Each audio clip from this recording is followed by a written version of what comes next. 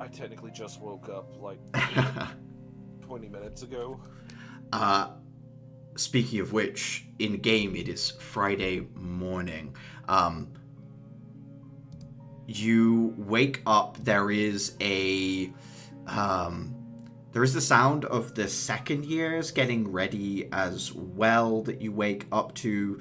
As any of you with like window rooms that can look out onto the actual grounds, like people are up early today. Atira, you obviously heard Andra saying that he heard the first years were going to be fighting Grim, all the classes. I think on that side it's Dafer and Clara and Caliban. Dafer, Clara, and Caliban have bedrooms on that side of the building. When you guys wake up, it looks like all the combat classes are up early. It looks like combat practice today is everyone's going to be fighting Grim at some point, and everyone seems to be up early.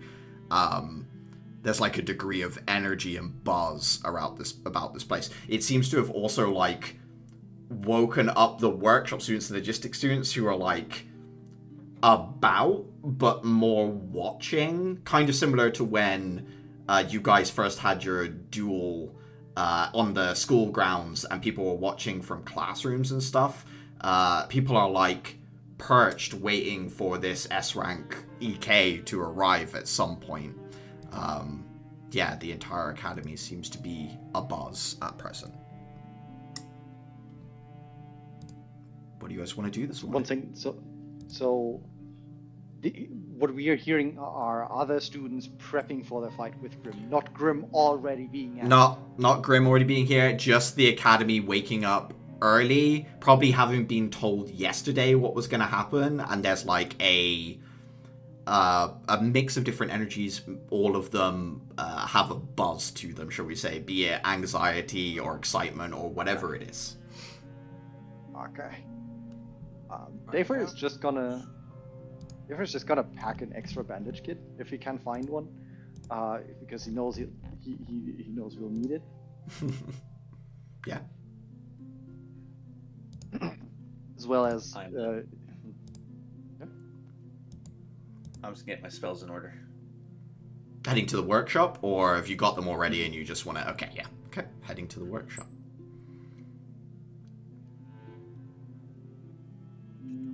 Arriving in the workshop, you would find that there are a lot of students in here. Most of them appear to be third years that are in here that have like third year workshop students and third year combat students who perhaps have a little bit more resources to play around with. You notice them going over changes with various students that they've made to their kit specifically for today. But yeah, you walk in and the Vault of Crystal that you can pull from is open and available to you. I will take one crystal of Bestow Curse, and I will take a crystal of Enhance Ability and start channeling Terminus's energy into it. Okay, understood. You're able to grab your stuff. You're able to start infusing the crystal with Terminus's spirit energy. Anyone else got anything they want to do? Dafer is packing extra supplies. I'm also going to be changing crystals at some point. Yeah, heading over to the workshop as well. Uther, you could have gone across with the tier. What do you want to change? Let me actually look at my sheet. I know I want to change.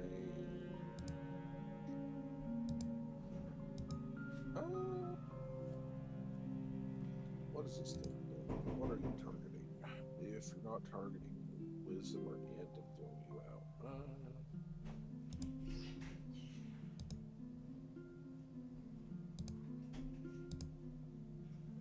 No, that's...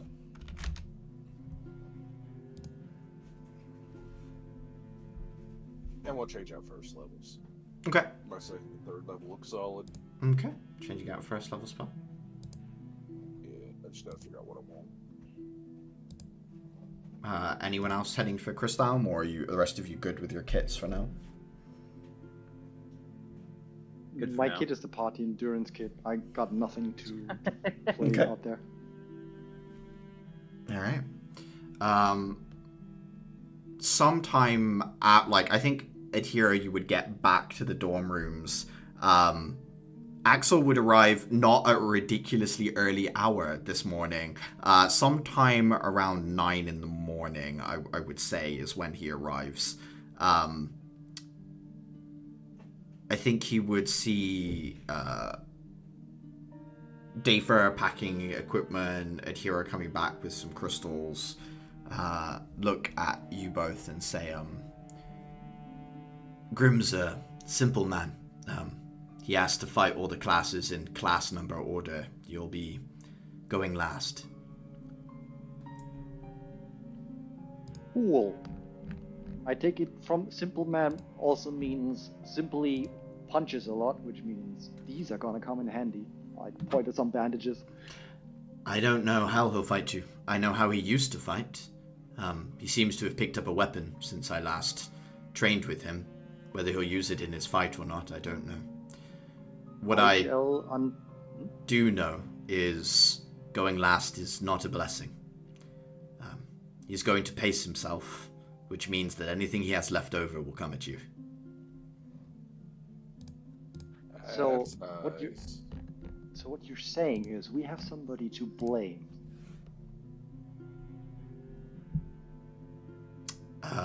He frowns at you. Blame on what?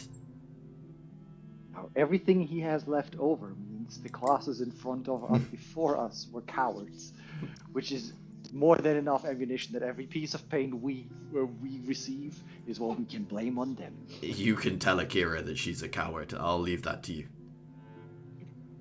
Oh, I thought it was first year classes that we were talking about. He shakes his head and says, your class was tacked on, which means class 1 to 9 is class what this year's 1 to 3. Then he comes back to yours. Oh, right. Official class numbers, not year class numbers. Shakes his nods at you. So at what point can we decide this is tactically fucked and opt to run away? I don't know Maybe where. at the fourth? I don't know where practice is going to be. You might be able to observe the fights. If he's going to use the underground area, then not so much. If I know Grim, though, he'll use the whole thing as a teaching exercise. It's most likely to happen outside on the field. So if you want to watch your fellow classmates try, you can.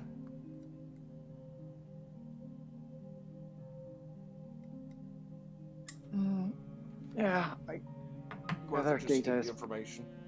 Yeah, gather data is better than no data, even if it's not gonna matter much, because until counter information has been presented, I'm gonna assume his weapon is an elegant ruse to distract from his real weapon, his fist.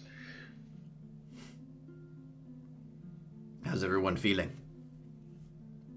Anyone got questions about what they can or can't bring, what they can or can't use? Ready to get clobbered, and I assume we get to use everything because our enemy is fucking insane. I don't think he'll have any certain limitations. Clara, that means if you want to bring Cerberus, you can if you want to. Well, I was going to. I thought as much. I just thought I'd give some clarity. I know I'm not the best at that. Scratches the back of his head. Given the situation at hand, wouldn't that count as animal cruelty?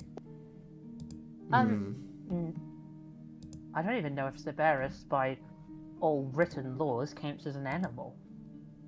Legally, he probably counts as weapons technology. Not something I've thought about. Can't attack him via the law angle either. I don't think you could get any sort of even legal charge to stick on Grim. He's somewhat protected. His fists work on those as well? That's just nasty. I'll be watching as well, for both safety reasons and obviously I need to talk to Grim for you, Caliban, as well. He's my contact that has some in with the Last Witch. If anyone's going to be able to assist with the restoring of your blade, it will be her. I have no direct contact, but I'm somewhat confident that Grim will at least pass on a message. If you'd be willing to talk to me with him, Caliban, that might assist. Of course. Okay.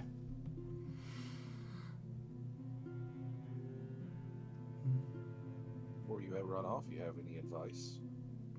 I'm not running off. I have a free day, so I'll be there the whole time. Oh, I popcorn and advice. might join in, if not with your class, but I would like to know where I stand versus all those years ago, and there's only one man who can tell me that.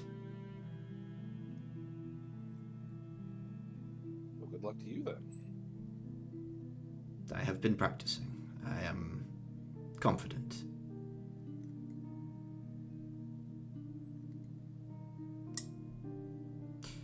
So Yeah. So you're going to fight him after he's done with us, I take it?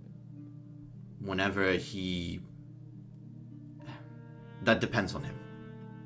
Okay.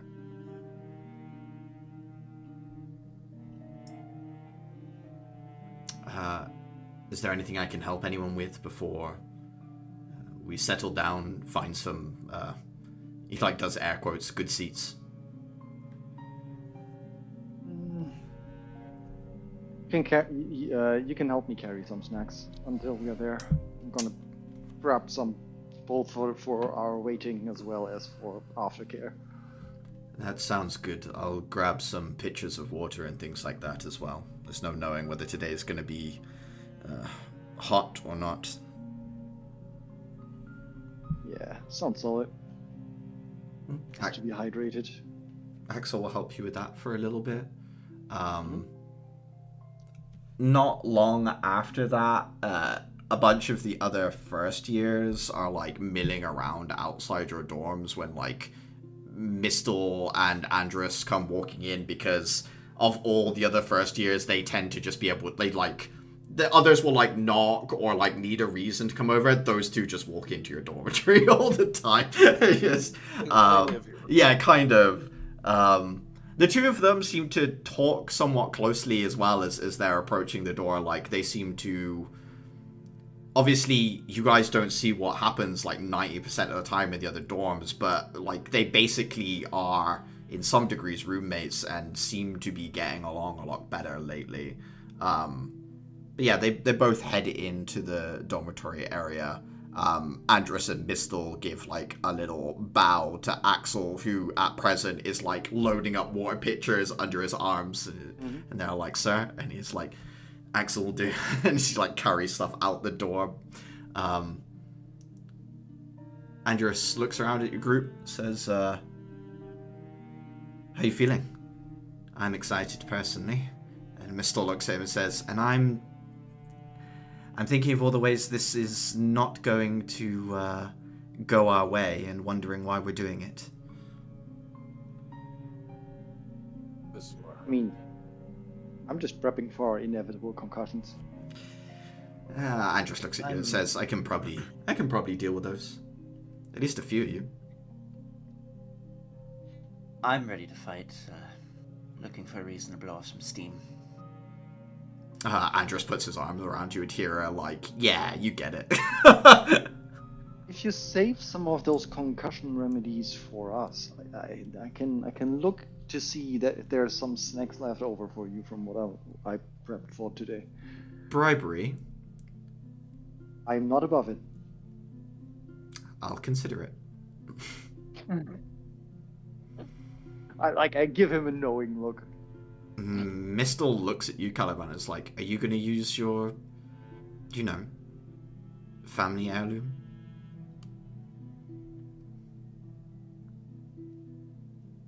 Just generally for a fight? Against Grim, specifically. I mean, obviously, you won't, No one's gonna die, so I don't see why it'd be a problem to use it. You didn't even consider it. I guess bringing it into the field for a proper test drive, I suppose, would be one good way of making sure that it still works. Of course, you said, like, as you said, nobody will get hurt, so, no one's soul should be cast out into oblivion. Mistel looks at this weapon of yours, as you say that for the first time, with that sort of like, yes, these things are scary. Like, she looks at it like, yeah, these weapons are, it doesn't matter, like, even that dagger you have is like, if not scary in the sense of like an ultra powerful weapon, what it does to a person when they die is terrifying.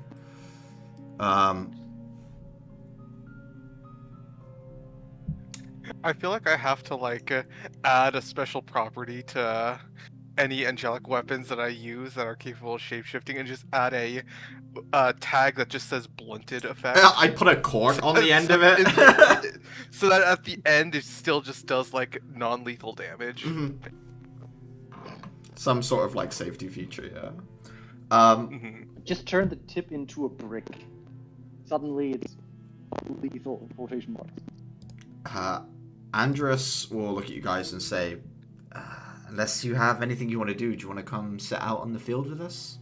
We're gonna sort of make a circle or something like that. Maybe just all sit on one side. I don't know how much room this will take up. Yeah, I'd love to join. Actually, I suppose it's unfair to those who fight at range. I think Andrus's eyes find Clara at that point if we don't make as big a space as possible. I can work with what I've got, but it would be preferable. Could get on top of one of the buildings and see if we can get close enough from there. Yeah, I think at that, like, Andrus finds a task to do and, like, heads on out to look for a good place that has, like, vantage and a decent space, basically. Starts looking around for something like that.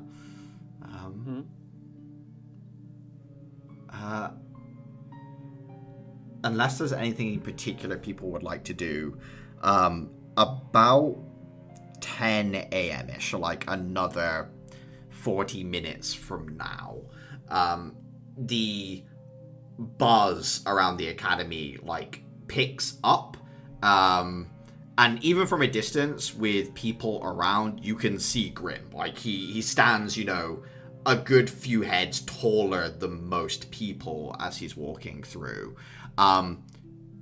As he gets onto the grounds proper, the headmistress comes out from the main building, and the two of them begin talking with, like, a clear space around them, having a somewhat private conversation in the middle of a public space as everyone gives them, like, a quite naturally wide berth.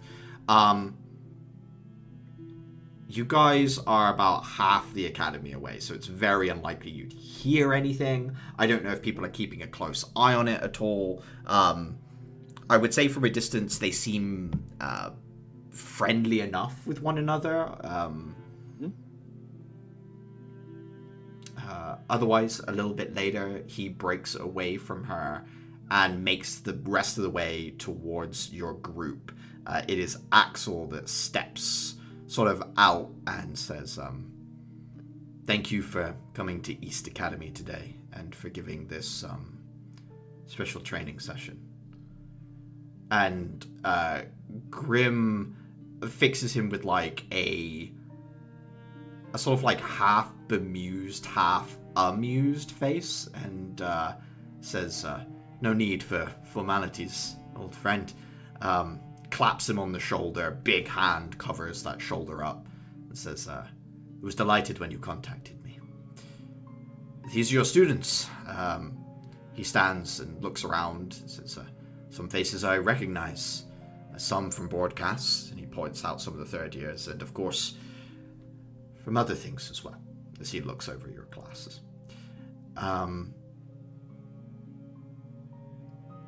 He says, was my request to simply do this in class order acceptable? He sort of addresses everyone at that point, and there's sort of a, like, communal yes that slowly drifts up as voices, like, pop up and it, like, eventually form some sort of consensus as he says, I thought this academy worked on unity. You sound unsure.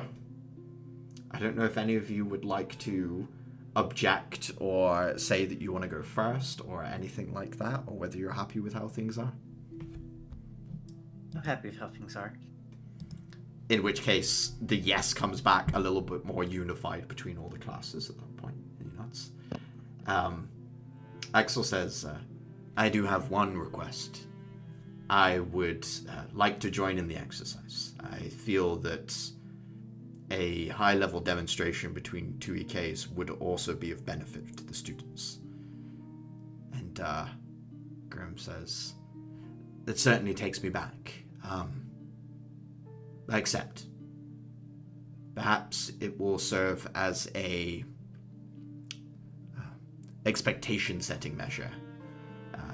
I will happily fight your instructor first. And with that, the two of them start walking out onto the field proper.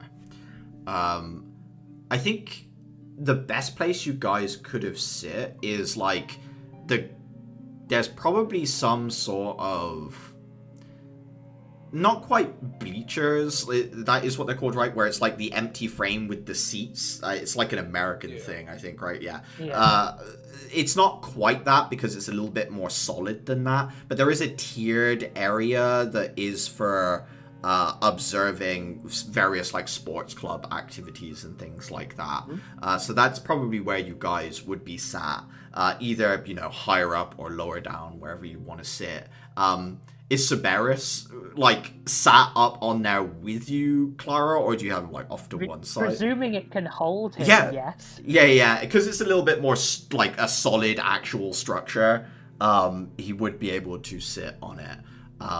Mistel on the other side of Cerberus, just, like, absent-mindedly scritching the draconic head between the scales, just, like half to, half for, like, Cerberus's benefit, and half is, like, a nervous sort of, like, if I keep my hand moving, my brain doesn't think as much sort of thing as she's observing this. Axel steps out, and Grim draws from his back this huge axe. It appears to be made from the shell of some kind of miasmic, the axe head itself.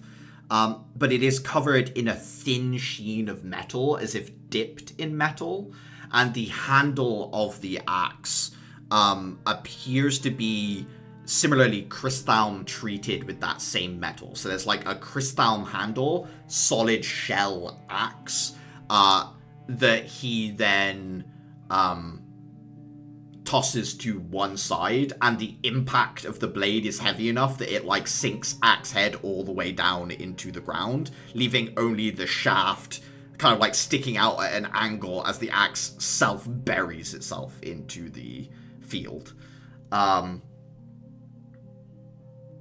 Axel throws aside his staff weapon at this point, and having trained for a long time and worked with you guys, turns only his hands into claws and elongates like his shins and his arms to give himself a wider gait, but otherwise keeps the humanity of his jaw, his eyes, and the clarity of mind as well.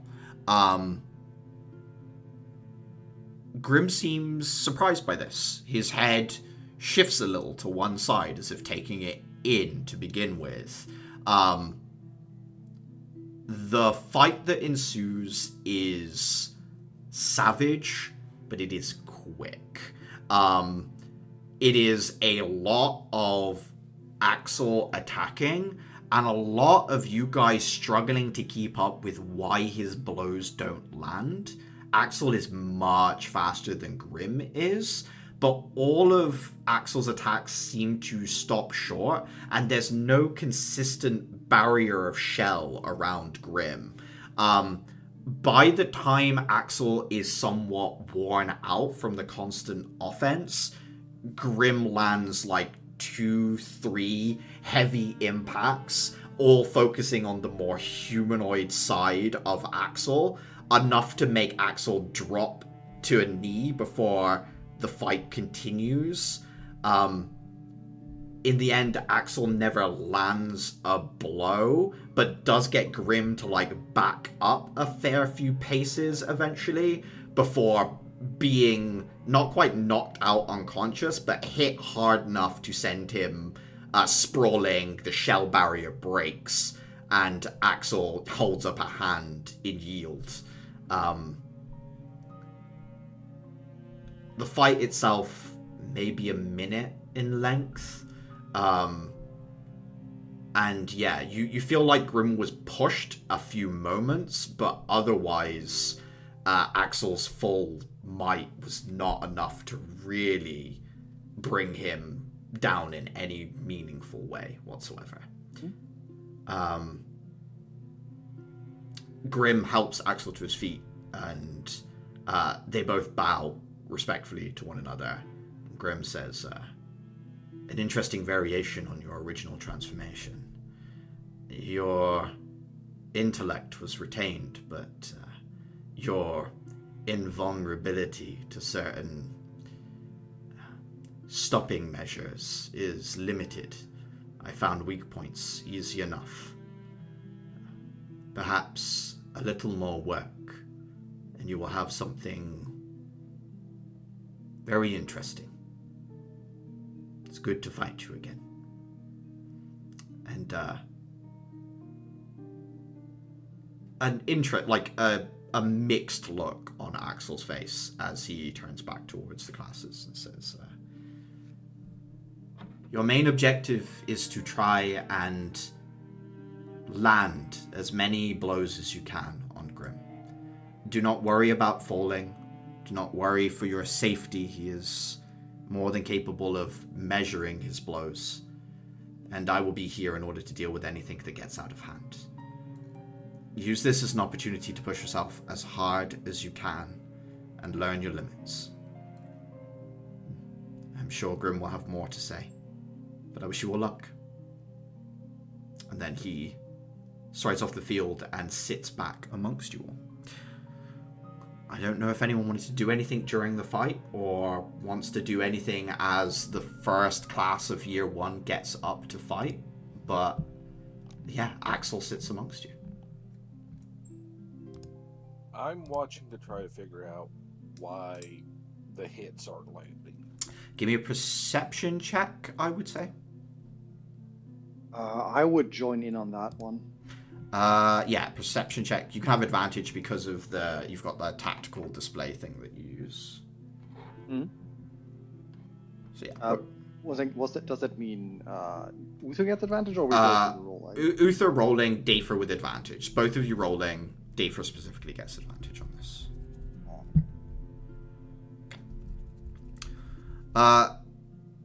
Dafer,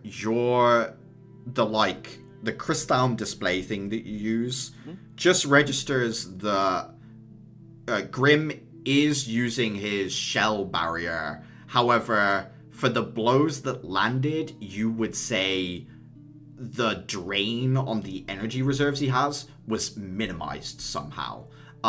Uther, as far as you saw, Grim specifically left sections of his body unprotected by his shell barrier, consciously overrode the unconscious protection it gives, and focused it purely on the points of impact that Axel had during the fight. So basically used his full body cover on pinpoint areas in order to minimize how much energy was actually needed to stop any one of these attacks that was landing. So it didn't look like they were hitting, but it was actually hitting just the the flare effect that happens during these things. You don't, like, it was so small that you weren't picking it up until you really paid attention, Uther.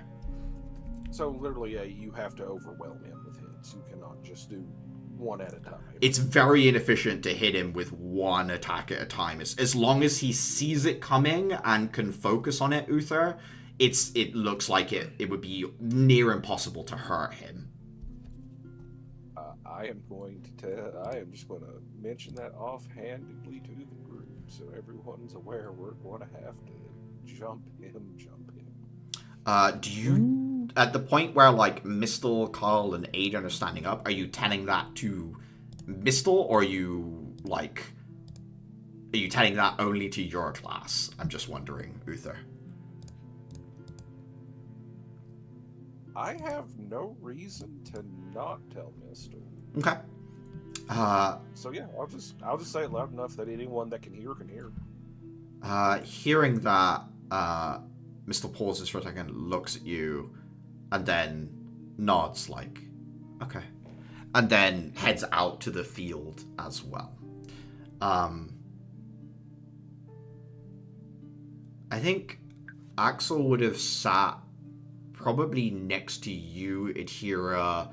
I think you'd have, like, Andrus on the other side of you, and Axel on, like, your right, and Andrus on your left, or something like that, Adhira, unless you specifically want to sit away from Andrus for whatever reason. No. And, Axel will say to you, how do you plan to fight this one, Adhira? Are you going to use your weapon or not? I think for a little bit, but I think as the fight grows long, I'll just start disengaging the safeties, so to say. Okay. See how many claw marks I can get on him. Do better than me. I'm also going to be attempting to swamp him with as many negative spells as possible. Very well. Axel, David? what specific abilities does Grim have for noticing things, perceiving them, figuring out he's in danger or about to be attacked? Experience. Good instincts. There isn't many things he hasn't fought. He has no gift of the goddess, if that's what you're asking. Okay.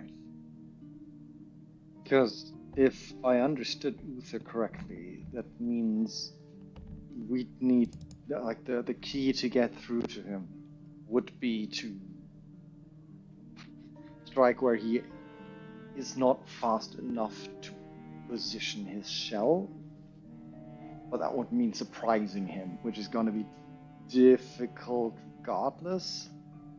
Him not having a gift of the goddess means at least it's not theoretically impossible. He is just a man.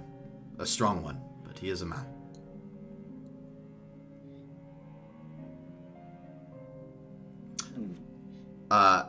During the next fight, Mistle focuses on using lightning as a tactic to, like, both put Grim on the back foot and to, like, bright light in his eyes, like aiming lightning for Grim's head, mostly, basically.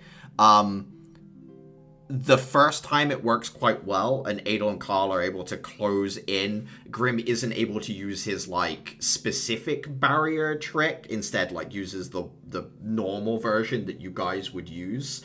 The second lightning blast, Grim picks up a chunk of the field and holds it up as, like, a barrier, basically. Aiden and Kyle do not survive the sort of counterattack in the surprise. Mistle lasts a little bit longer. She puts up a fog cloud, fights in there for a little bit. Eventually, you guys don't really see what happens in there, but Mistle is essentially tossed out of the fog cloud, and her barrier breaks as she hits the ground. Class 1. Similarly, exactly a minute goes by before the fight ends. As Mistle gets to her feet, and he looks at the group and says, "Your tactics were not wrong. They were good. You had a plan before you came onto the field. You executed it.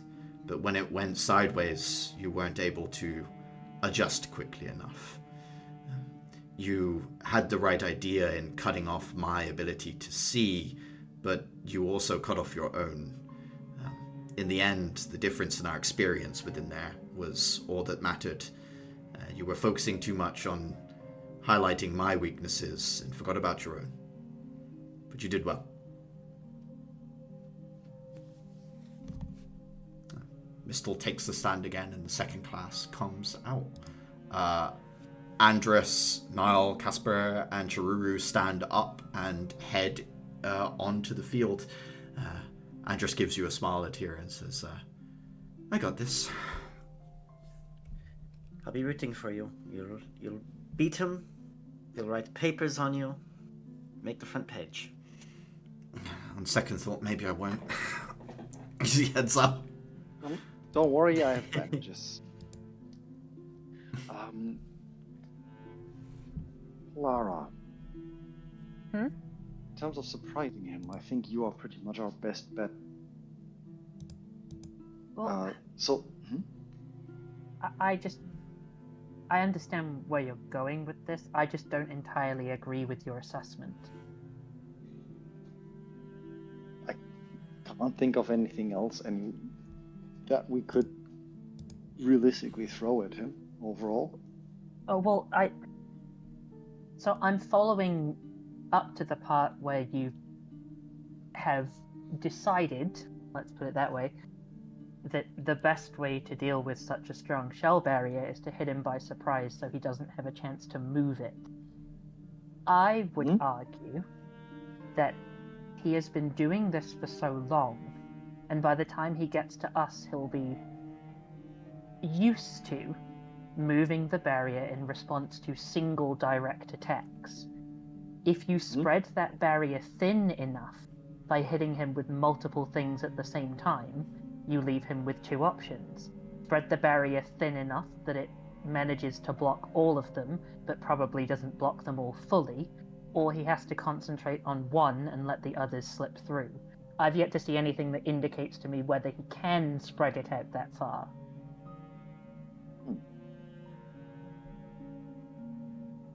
I just worry if you try and surprise him and he's not surprised by whatever we put together, then we've spent all of our time setting up a singular advantage and we'll gain nothing from it. That is fully fair.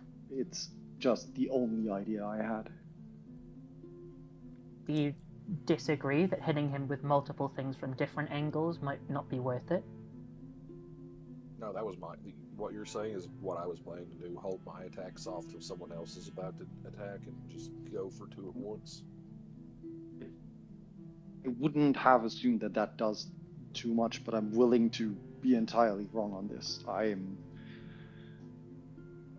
facing somebody that does essentially the same thing I do, but better. And as such, I'm standing there having no idea how to deal with somebody that just tanks for ages. Ask me after the next fight. I need a third piece of data to confirm or deny a hypothesis. As you say that, What? the fight unfolds in front of you. Chiruru, being very quick, spends their time being just out of physical attack range and being annoying, essentially peppering with very small attacks that aren't really designed to do anything other than split Grimm's attention. Casper, anytime Grimm's a big guy, but occasionally bursts of speed take Chiruru off guard. That's where Casper steps in, takes the hit, and then Andrus picks her back up again after she's the most efficient at absorbing the blows, and Andrus keeps her on her feet.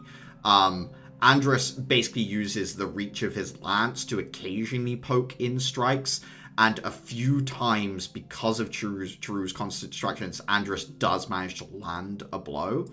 Niall works in an interesting way, which is doing any of the 3 rolls that the other one is doing that needs extra support in that moment. So if Casper is still getting up and there is a burst on Chiruru, Niall steps in. If Chiruru needs to reload their weapon or take a break because they're out of breath or whatever, Niall steps in. And Niall also seems to have a degree of healing crystals on them. This works for a while, and eventually the group is sort of just ground down in terms of the resources they have available. Andrus steps in and tries to full power guiding bolt as much spell level as he can put into it. Grim doesn't let him finish the spell. He reaches up, and the constellations that usually form around Andrus that are just these motes of light, literally grabs hold of them and concentrates shell barrier around his hand and crushes the magic as it's being formed. Andrus' spells breaks, and he backhand hits Andrus. The barrier goes down. It is Niall who is the last one standing, and it is a decently long fight. About 20 seconds of conflict between the two of them. Adhira, give me an insight check. Okay.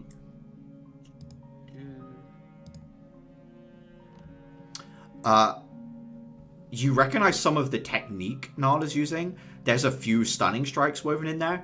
At no point is Grim properly stunned, but it does seem to lock him up slightly. You cannot tell exactly what's going on, but it does allow Niall a few precious seconds to get out of the way of some of these big, heavy hits, until eventually being clocked as well. This fight goes on for a little over a minute, about a minute, 20 seconds, something like that. But their group does seem to last longer as they return back to the field. Grim looks at the group and says, good teamwork. You all seem to have your roles well figured out. I'm especially impressed with you. And Niall kind of looks around and says, Niall? Yes.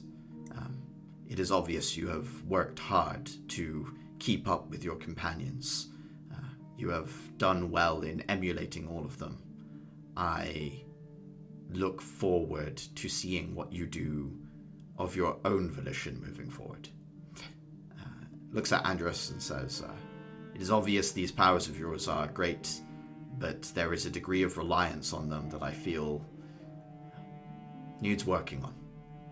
I doubt you have ever been challenged so much that you do not need or could not rely on them very well. Find someone who can push you past that, and do so as much as you can. I think Casper and Chiruru, Casper would say, you need some form of an attack that could come from more than immediate distance. I know that might sound a little rich coming from me, but until you are strong enough, you must be able to handle opponents that you cannot be in close range with. And for Chiruru, he basically says, your strategy is a good one. You lack stamina. This is something that will be solved over time and probably can be supplemented by your companion if he is not busy patching up your front line, as it were. So simply try and find ways to augment this weakness. Andrus comes back to the stand with his class as well. I'm going to turn round to Dafa. Are you seeing what I'm seeing? I saw nothing there. I'm sorry. What I'm seeing is that Chiruru's just proved my point. Multiple small strikes to wear him down as opposed to one big one.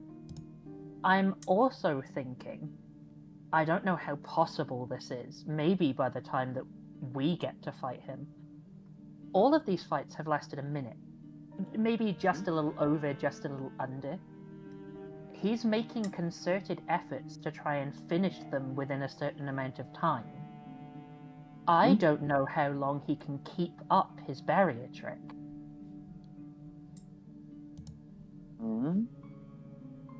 So let's drag it out, see if we can't farm some energy for a team attack or two. It's the same thing that he said to the others. He praised Mistel for cutting off his vision, which would stall him out, make it more difficult for him to take down his opponent.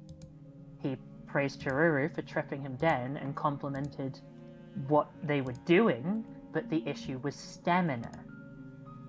I'm going to pay careful attention to what he tells everyone else. I think he's actually giving away his secret. So, I mean, for stamina, the best I could offer is try and stick around as much as I can, keep tagging him while not being in immediate combat range, I guess. You certainly have more of an ability to do it with the gauntlet. In fact, everyone's quite tricky, maybe with the exception of me. I mean, as long as he is tagged and everyone is within 30 feet of me, you shouldn't be able to get too much at you. So... I still do have the invisibility tricks. I can probably stall for myself at least a little and just... I'm learning. Right. Lindsay, Sigrid, Lindsay, Lilia, and Vance stepped up. This group of individuals, Lindsay immediately transformed into a more bestial form, which, unfortunately for her, Grim has a unusual amount of experience dealing with. The normally very difficult to deal with Lindsay, she is she's like unstoppable, very sturdy. As she closes in, Grim throws her 30 feet straight up in the air anytime she gets close, and in the gaps where she's airborne and able to do anything, closes on those that he can. Sigrid ends up like on the front line, does use the railgun a few times, but Grim is like too quick for like such a slow weapon to land. Vance has the most luck. He at some point realizes that like Lindsay's basically going to be kept out of the picture and swaps himself into like he grows essentially like a energy-based wing type thing and starts supporting Lindsay from the air entirely. Every time she gets thrown up, he basically bounces her back down, and Grim and Vance end up playing this like odd game of like throw Lindsay at each other. The whole time, Lily stands off to one side, just watching everything that's going on, and then suddenly, at an unexpected moment, flings an absolute hail of darts. Grim isn't surprised by it, but it is the right moment to act. Lindsay has managed to get hold of him.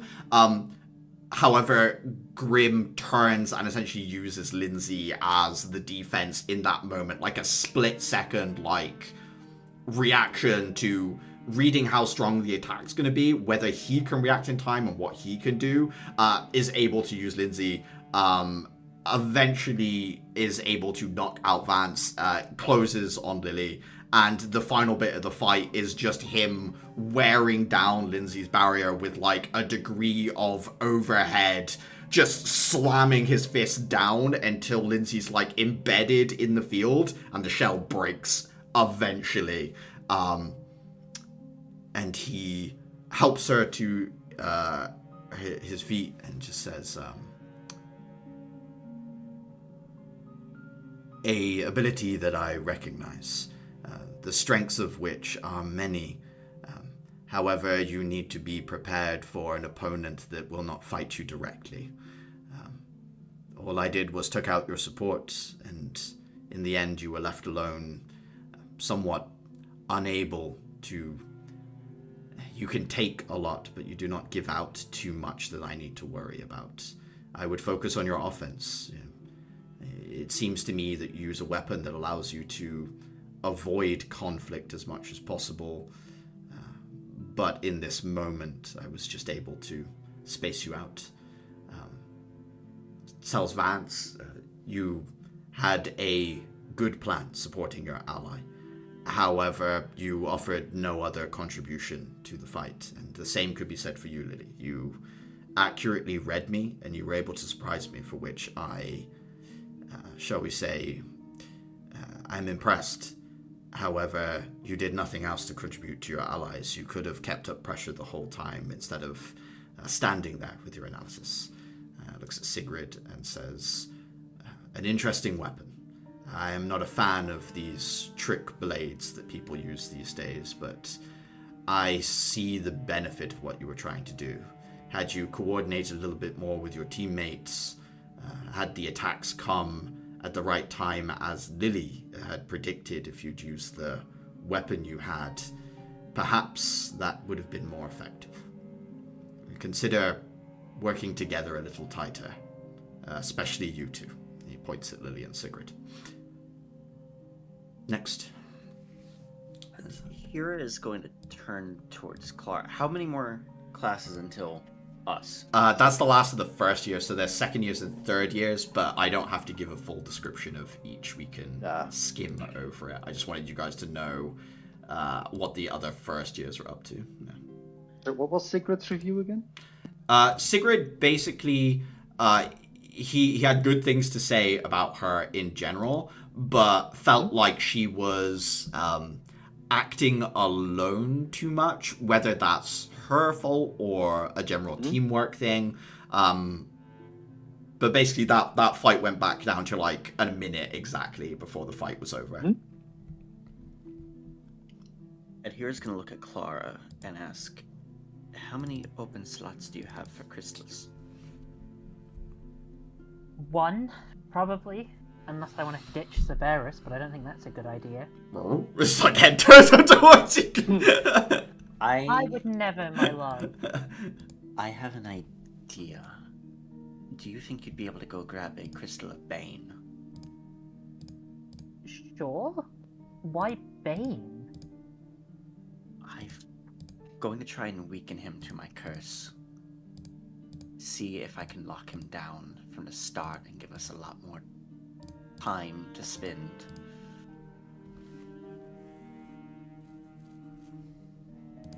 Right, but why Bane? It saps a person's resistances. They don't overcome spells as easily.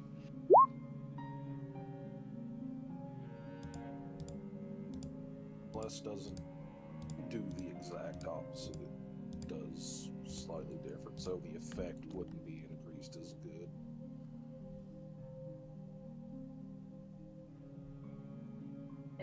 I mean, I can.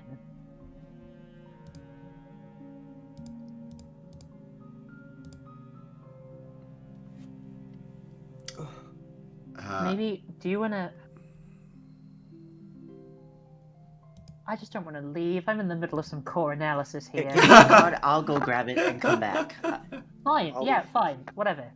Do you want a coffee as well? No, ew, coffee. Have you ever seen me drink coffee? Is it offer? Oh my god. Offer me something nice, not like bean water. You want me to go get you one of those protein bars that just crumbles away once you do the wrapper? Please, please. Please, please. Nature Valley. Tamara Noctis and Seth are the next 3 to fight. Seth and Tamara both fight hand to hand. Noctis fights with what appears to be a meat cleaver that has like runes etched in it. It is a 1 and 20 long second fight. They work well together. Seth's powers do not work on Grim whatsoever. Every time Seth turns into dust, Grim compresses it hard enough that it basically forces Seth to take physical form. So, like, grabs hold of it enough that it, like, forms a fist and then flings him and things like that. So Seth is unable to use his powers whatsoever, and I think that surprise really takes it out of their group. For Luis, Verity, and Amrita, oh, sorry, Iso, is that Crickle coming from you? Or is that me? I think I might be coming through your mic slightly or something like that. I'm not sure. It's not plus. Okay. But yeah. Verity uses some sort of what I would only describe as a lavender rainbow whip. Like it shifts between like bright purple and all the colors of the rainbow. She's able to very much make Grim blind the whole fight. And Luis uses dual, like, big, heavy pistols. Amrita essentially has this big battle axe. It is a good fight for them, probably the longest lasting fight you see so far. However, Grim basically swaps his fighting style for this one, ends up actually grabbing the axe, and he's able to swing that hard enough that there's a similar effect to Dafer with the pressure waves. However, they are sharp pressure waves and they spread out over a distance, like cones of air, basically. Or not cones, but like slices of air. That catches the 3 of them off guard and eventually brings them down. Of the third years, I would say Akira is of note. She's able to split herself up into multiple people and execute the, like, saturation attack thing on her own. That is one of the longer lasting fights. Ashlyn as well. The whole fight is Grim basically surviving a minefield before he eventually gets to her. At which point she puts up like a decently long fight. Both Akira and Ashlyn's fight last about 2 minutes, about twice what everyone else's are. I think, Clara, you're looking to see whether his ability has a limit on like how much he can use it. Yeah, this like guard, like specific point guard thing he has. Yeah, I just want to see if it gets like weaker after like a minute or something. Yeah, he seems to be pretty dead set on making these all minute-long fights. Give me, I think, an insight check here with advantage. You've got enough things to look through. 16. Right, those are terrible rolls. You are right. He is rushing these fights to a degree, Clara. As you're watching this, at random intervals, Grim's movements seem stiffer. You watch that occasionally he doesn't use his dominant arm in the fight for a while. It's not his barrier that's not doing well, Clara. He's not doing well. This is a man who appears to be very much not in his prime, Clara, you would say. He's trying to keep these fights short because his health isn't doing well.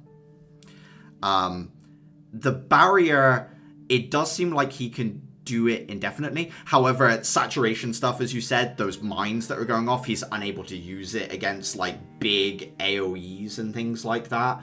And anytime he's like being attacked from multiple angles, can't use it then as well. You definitely figured that out as well. Nice. With that said, that's all the third years and second years. It eventually comes to your group to stand up and make your way forward. Is there anything you want to do in those last moments?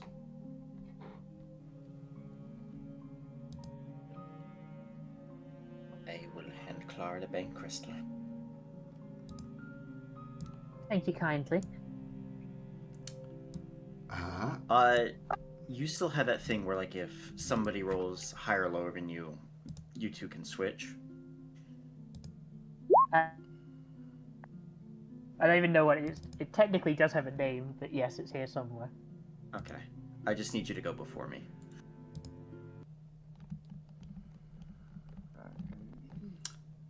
Please go ahead and roll me initiative.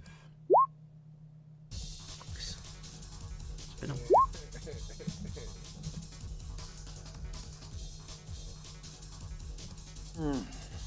I can't wait for advantage on this.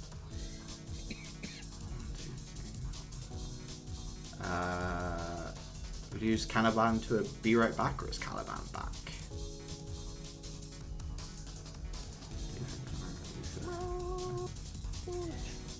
Clara, would you like to switch with me in the turn order?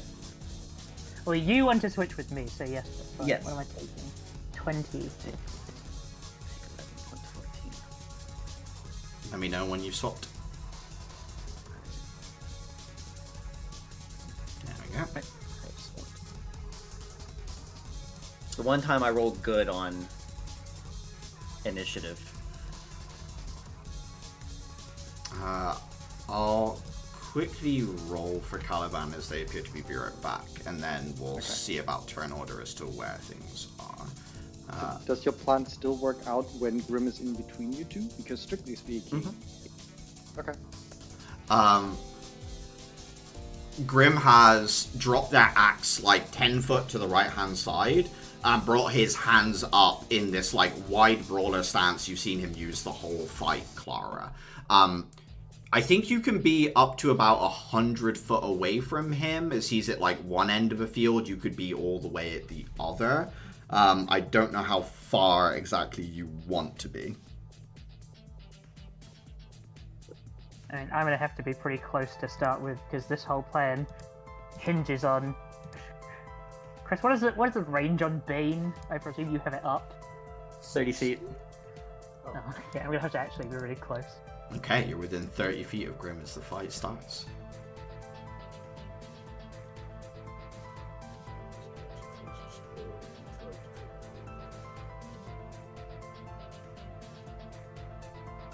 I hope Caliban hasn't fallen asleep. I did say be right back. Yeah, he thought he was just taking a 5-minute nap. A I know how this turned out. nap is some insane gambling. I'll be honest. See, they would need to invent something else. It has to be like, be right nap. Be right now, yeah. BRN. I had a moment like that yesterday where I almost gambled with it because I stepped away after hanging out with Samara. Turned back towards my bed. I needed to go up to the hospital to meet with my mom. And I turned back towards the bed, and my dog was laying there looking at me, and her tail started like wagging, like she was all curled up. It's like, I just want to get in bed now. I just know the second I put my head down, it's like a minimum 2-hour like experience. I'm imagining the like movie thing where like the camera tracks down as you hit the pillow as well, and when it tracks back up, everything's just different like instantly. It's like 2-hour time skip. That is how it feels. Yeah. Well, I don't know if you want to get started, Clara, and then we'll see when we get to Caliban whether Caliban's back or not. Yeah, I think I'm gonna have to cast Bane. Is that a wisdom saving throw? Oh god, that's a good question. I think it Chris, you is. shall have it up. Yes, it is actually is a charisma. Charisma saving throw. Oh, I don't know whether that's better or worse. For who? For me, much worse. Oh, okay. Well, then good. It's better for me then.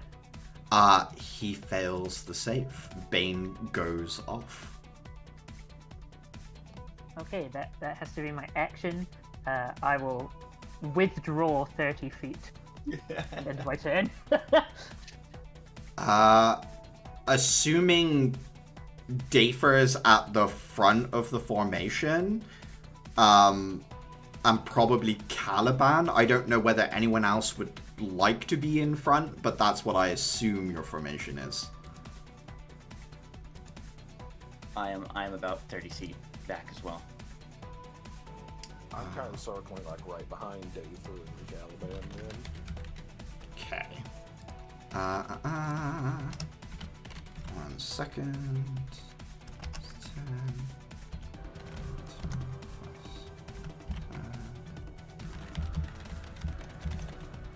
10. He is going to close with Dather. Give me 1 second. I would use this moment to note that I do have armor facings. He's using his unarmed attack, so that will matter. So, from the front, you're immune to damage? Is that it? I don't. That's up to you. It never has come up for this is the first time. So I think where? the front is immune and the flanks are resistant, and the back is normal damage on your first turn. That's for mech rules. I never assumed this to be the case for players because that sounded insane. I know. I'm pretty sure Guys- that's exactly how it is. It's just the first turn, right? Huh. So he comes up to you. Really not have notes for We do. We do. It's just not come up in a while. For it personally, because strictly speaking, this is like a sort of mechanic we had intended for mechs.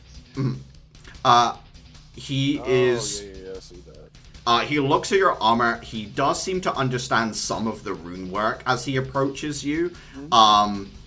He is going to swing at you frontally to begin with.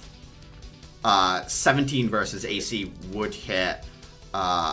That's 17 bludgeoning damage that is negated as it impacts in. There's a hardening of your shell that is basically like a widespread version of what Grim can do on his own, but obviously temporary.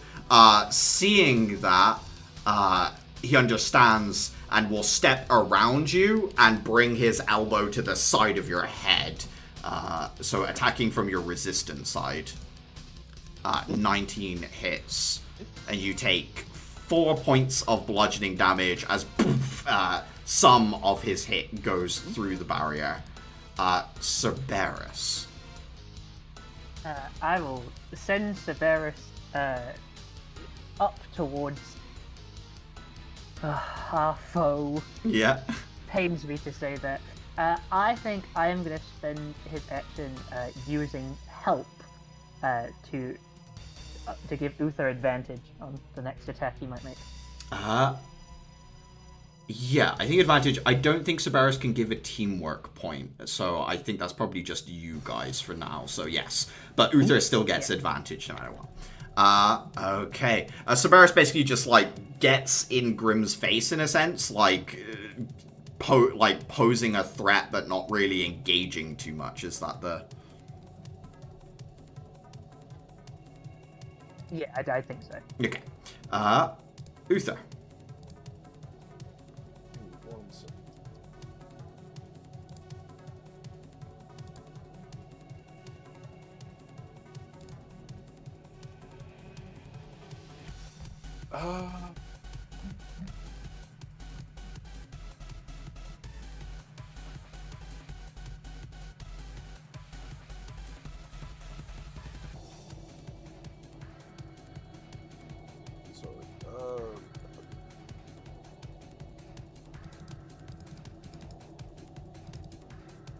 In that case,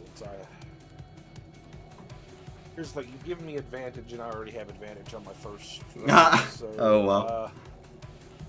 The second that someone else goes to take a swing at him, I'm going to shoot at him. Is what I'm going to do. I'm going to save my attack for someone else's turn and see how that goes. Oh yes, thank you. Let me 1 second. I'll set the Bane up on. Oh no, I can't easily, like I can on you guys. You guys will have to remind me if I forget. I'll do my best to track that, but yeah. Going for... No, it's okay. I'll go back 1 step here. Let me roll a d4 for the... No. That hit, that connects. 17 still connects anyway. Yeah.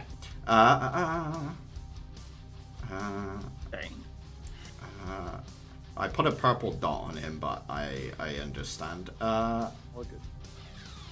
Uther, holding your action to shoot when someone else attacks. That was the... Yep. In which case, knowing that, we'll say that Cerberus helped Dafer. I'm okay with shifting it because, yeah, it works for me. Adhira. You can do that, it's fine. Adhira is going to move up around behind him and use her spell crystal to cast Bestow Curse. I need a DC 15 Wisdom saving throw with a minus 1d4. Wisdom saving throw. 18 minus 1d4. Yes. Big 4? Oh, 17. No. Sorry, Adhira. Your curse goes to hit, and there is just a big wall of like built up over time shell energy that your spell dissipates against.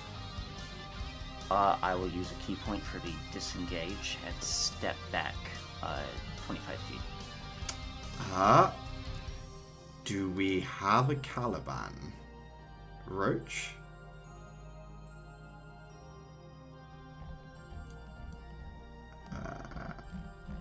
You do not. Yeah. That 5 minutes was long. Do we think Caliban would approach and attack? I feel like that's a Caliban thing to do. I don't think there's anything else. I think between Uther, Caliban, and I, we try to go for the overwhelming between the nearly three dwarves. In which case, I will move forward and I will have him attack. And if Roach comes back and says otherwise, we'll do it then. 15 and 25. I believe 15 misses, 25 hits. The help action got shuffled to Dafer. Caliban. Dafer, okay. yeah. 25 hits, 16 wouldn't have hit as well, so doesn't matter either way. However, the 9 damage is reduced to 1 by basically Grim directing his barrier to that point, taking a single point of damage instead of any other amount of damage. You were holding an... Yes, you may shoot Uther. 13. Yeah, not enough. Like, Grim hears the click of the barrel roll and just rolls his shoulder back and to the side, gives you a slim profile, your bullet whizzes past him. Caliban, you have returned. I had you move up and attack. I don't know whether you would do anything else. One attack landed, but Grim basically reduced the damage because he saw the attack coming. Fair enough. Everything you'd want to do, Caliban? Yeah. Still have your bonus action. Yeah, you have a bonus action if you want to use it. I mean, I could bonus action to could do another attack. Yeah, you have offhand attacks if you want to. That's right. Let's see. What's my dagger? Offhand dagger. 11 does not break AC. Damn. You did have one attack hit, at which point he can use a reaction to attack someone back. 23 versus AC. Hits for 12 bludgeoning as he just nails you in the solar plexus with an uppercut, Caliban. You go up about a foot, and as you're choking on your breath, slowly that sort of you adapt to the lack of air in your lungs. You're able to recover quickly enough as you land. Would a minus 1d4 change that? Minus 1d4 is a great question. 20 versus AC, Caliban, does that hit you? 20 versus AC. No. Okay, in which case you take no damage. The attack's about to hit, but he goes a little sluggish at the end, and you shift out of the way. Alright. Clara, back to you. Please. Oh, Dafer, sorry. I don't know why. Okay. Yeah, I was going to say that was fast. Dafer. Okay. I have Cerberus backing up, so the way this looks is Cerberus comes in charging. I don't know. Dafer, he catapults Dafer upwards. Where I want to try and play this is try to get my position, try to touch Grim, get my hands somewhere near his face. Yeah. As an attack. And if it hits, trigger one of my Embarrass Smites to have like lightning course directly in front of him. Okay. Essentially, trying the missile route with like my lightning damage. Yeah. Gotcha. So that is the evaded attack. So that's a main attack. The advantage. A bonus action I would have triggered overload. Absolutely. And that is a gauntlet attack. That's a 25. 25 hits. So that triggers one smite. He does see your attack coming, that first punch, so that's reduced to 1. The lightning, however, does still course across him. Dafer, in this moment, you see a phenomenon you've only ever seen one other place, and that is a Mortis Academy. Your lightning channels through Grim, but it also channels through yourself, Dafer. You also take 15 points of damage in this moment. Okay. As your ambar backfires into you as much as it does him. Wait, do I realize whether that is intentional by him or just a side effect of him being a former Mortis student? Well, as far as you're aware, it's due to a heavy amount of crystalline presence. You see no crystalline crystals on him. His axe obviously had a crystalline handle, but he has nothing on him that makes you think he has crystalline.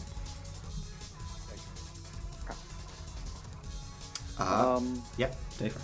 That is my first attack. I land. I still need to take 15 lightning. So that's yeah, and then 12 actual damage. That's my 10 HP gone. And for my second attack, like once I'm behind him, it's just gonna be a normal kick attack. I have already tagged him, so I do not feel it necessary to reckless this one. Okay. Actually, no, that's another gauntlet attack, so it's a punch more than a kick. Overload, yes. That's another 25. 25 hits.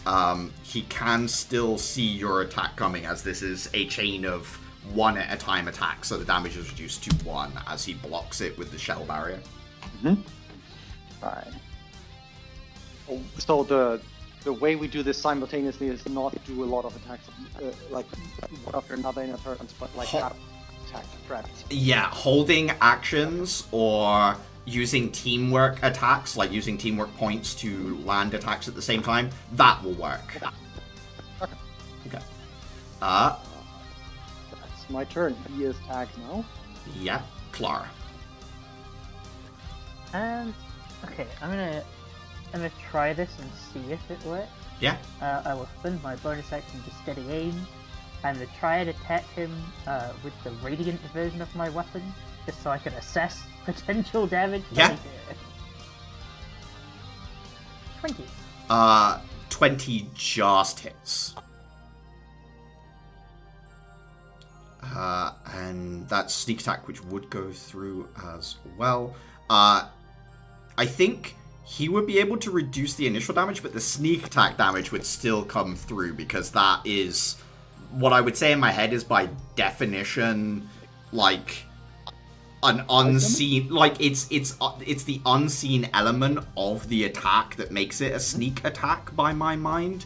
So reduces the 8 to 1, and then the 13 damage goes through as basically like he manages to block the specific point of where you're attacking, and it sort of like deflects and goes through and scratches across a like second autonomous barrier that goes off underneath to protect himself.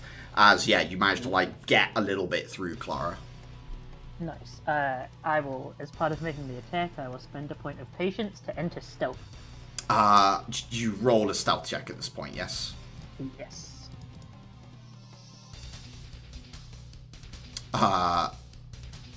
Yeah, especially with Bane, you manage to basically use the flash of Dafer's lightning to, like, in 1 second you're there, Clara, you move to another spot, absolutely fine. Yeah, now I am properly concealed. I can turn sharpshooter back on. Is that your turn, Clara? That is my turn. Grim, like, raises his fist to, like, swing towards Caliban, and then feels the slight pull of Dafer's mark, stops himself, and then turns his attention towards you, Dafer. At which point I need contested athletics checks. Okay, I'm at advantage. And does that also the Bane apply to the skill checks? Yes, it will. Okay, god damn, my rolls suck. Except for the attack ones, apparently. That's the worst. Yeah. Wow. Dafer, he grabs you, he throws you 30 foot straight up, so you're outside of your close, like, to Caliban range, and then in the second motion turns and goes to hit Caliban. That only makes it impossible for me to do the shield. It does not reduce any of the other effects. It doesn't... Oh, so he still has disadvantage, is that correct? Disadvantage and resistance to damage. Just can't do the 2d6 shield. Okay, well, that is enough for me for now. That's my bad, not Grim's. You would have known that. 15 versus AC Caliban, I imagine, misses. Yeah, minus 1d4 as well, anyway. Okay, yeah. Dafer manages to pull the attack away from Caliban, still, even in the air. Dafer, I do need an acrobatics check as you land. Okay. You got this. I believe in you. That's one between the two of us. Acrobatics. Fuck that. You land... My belief was misplaced. You land prone and take 12 points of damage from the fall, which is half. I get that reduced? Yes, it is bludgeoning. Yeah. Yes. Cerberus. I'm sorry, but I imagine Dafer just like landing in the Family Guy death pose. I think Cerberus is going to try and bite, just to keep up pressure. 19 unfortunately misses by 1. He will gnaw it to the air. I think Grim would like grab the two mouths of like two of the heads and then push back enough that the middle head can't quite get to him, and then like shove back and like just grab hold of these mouths, keep them closed. Uther.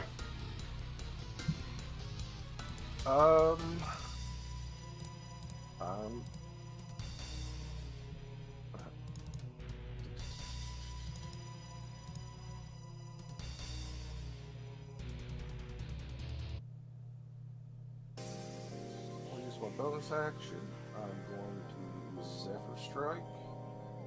Yeah. I am going to wait until someone goes for an attack on Grim, and I will make my attack.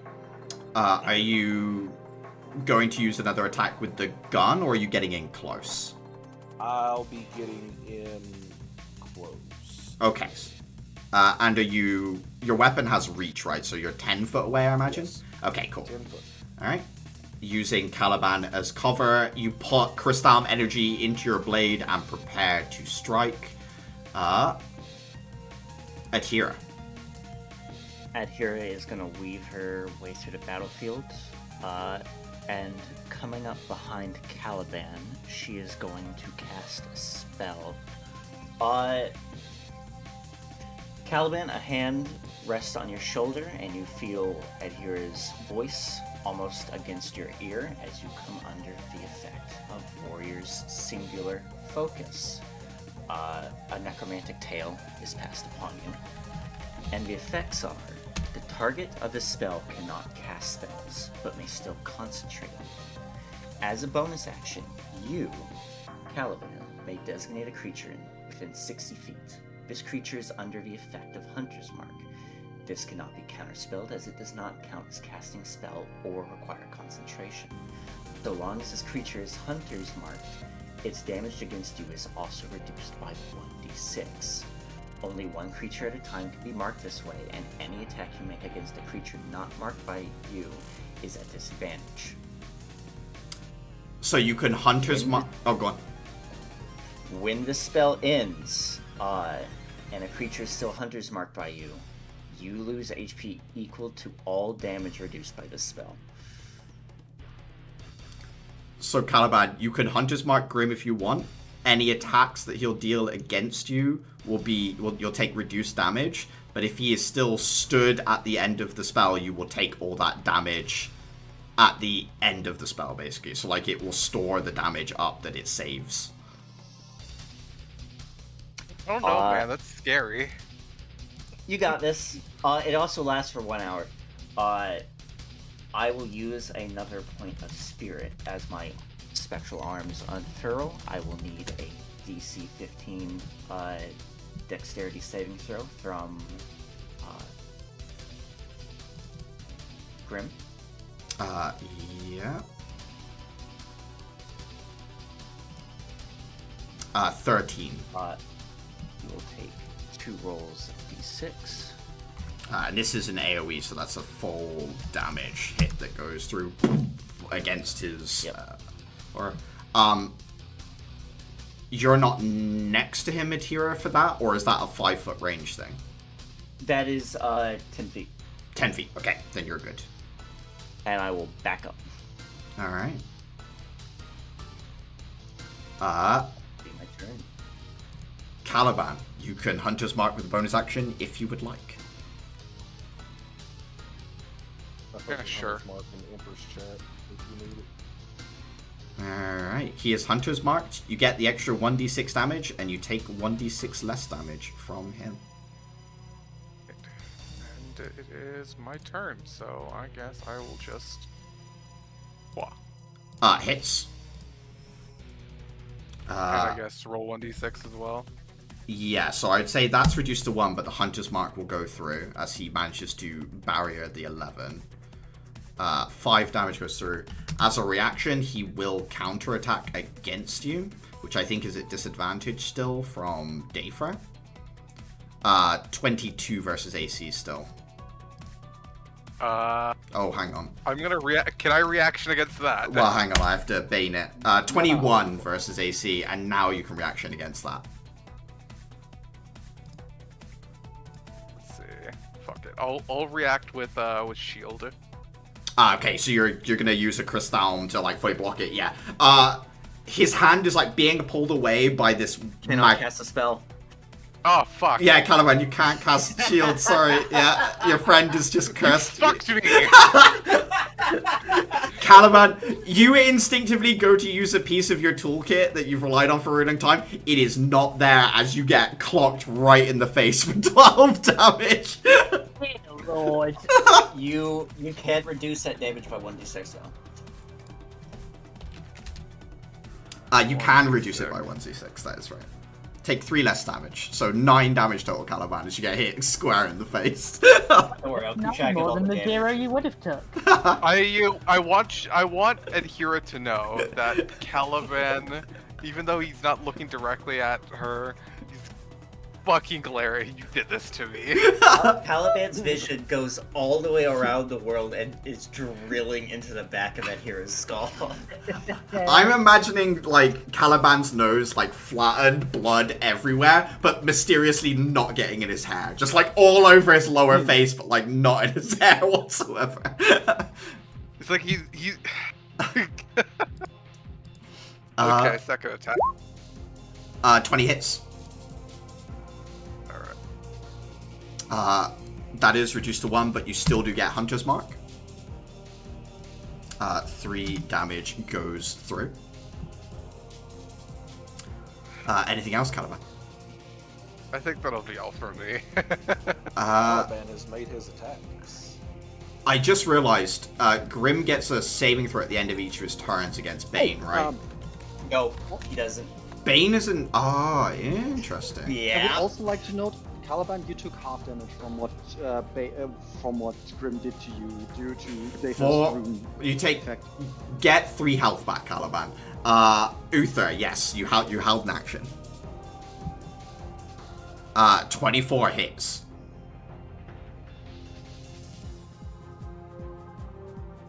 That is 17 points of damage as you timed it with Caliban's strike. does manage to slip through to the smaller, more autonomous barrier underneath. You guys having started to scratch the surface, Grim looks around, says, "You will have good instincts and you work well together." Very well. Oh fuck, he's monologuing. Caliban, anything you want to do? I think that'll be all for me still. At the end of your turn, he's going to use a legendary action.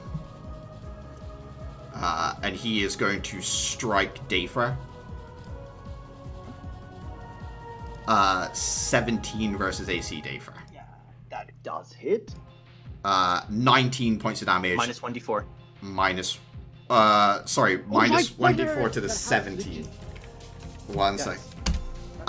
50 shot. 15. Still hits just. Okay, in which case you take 9 points of... Yeah, 9 points of damage. That also.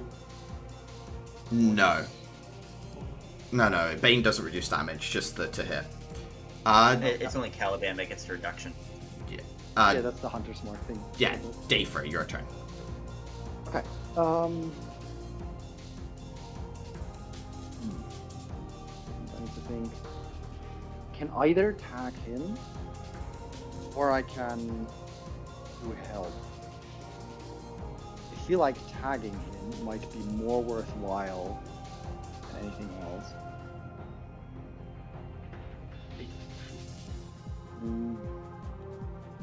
So I'm gonna do the help. I really would like to use the help action, but I can't use it as a bonus. I'm gonna try and kick at him recklessly with normal boots rather than fire boots. That's 24. Does hit 1 damage. I'm gonna do the second one simply because I can. This doesn't hurt. That's also an advantage. 17, I believe, misses. 17 misses, yeah. Matt just blocks the attack. Then I position myself. Then I move a little bit around so that I have none of my allies in the direct vicinity of me. Yeah. And trigger my Frosty Aura, which is like a AoE freeze attack around me, which just straight up deals 3 cold damage, assuming I have no idea how that interacts with him. Yeah, absolutely. It's an AoE, so there's no pinpoint blocking it. It does frost up one side of the barrier that he has to put up fully to block it. Takes 3 points of damage. And I will move out, back out of his range, essentially, which would lead to an attack of opportunity. It doesn't have a reaction, already used it. Okay. So if either he needs to get to me or he attacks Caliban, it's all at a disadvantage. Okay. And sure. And yes, end of my turn. End of your turn, he will use 2 legendary actions. Brings his arms wide and then towards Caliban and Uther, brings his hands together and claps hard enough that there's a concussive wave that bursts out in a cone. A Constitution saving throws from Uther and Caliban.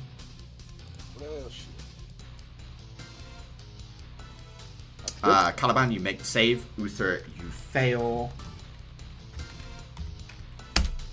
Caliban, you take 9 thunder damage. Uther, 19. Let me see if I can reduce that. My shield thing.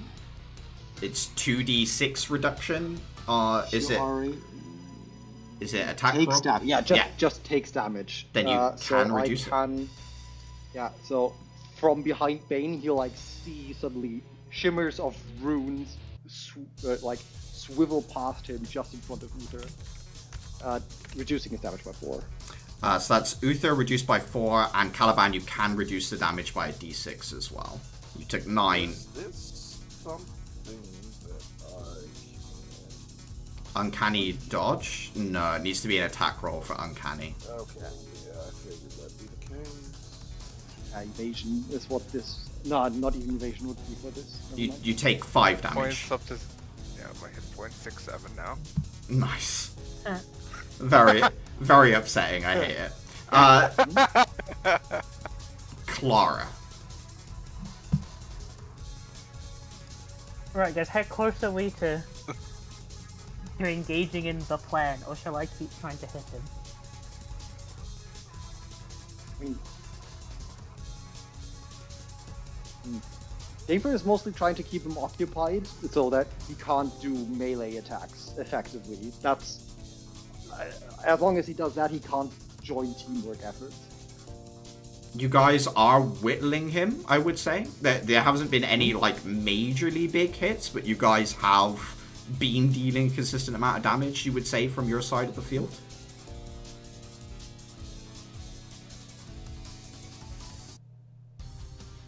I would like to do teamwork combos, but that means Caliban and so on get attacked at normal rather than disadvantage, which I'm hesitant to do.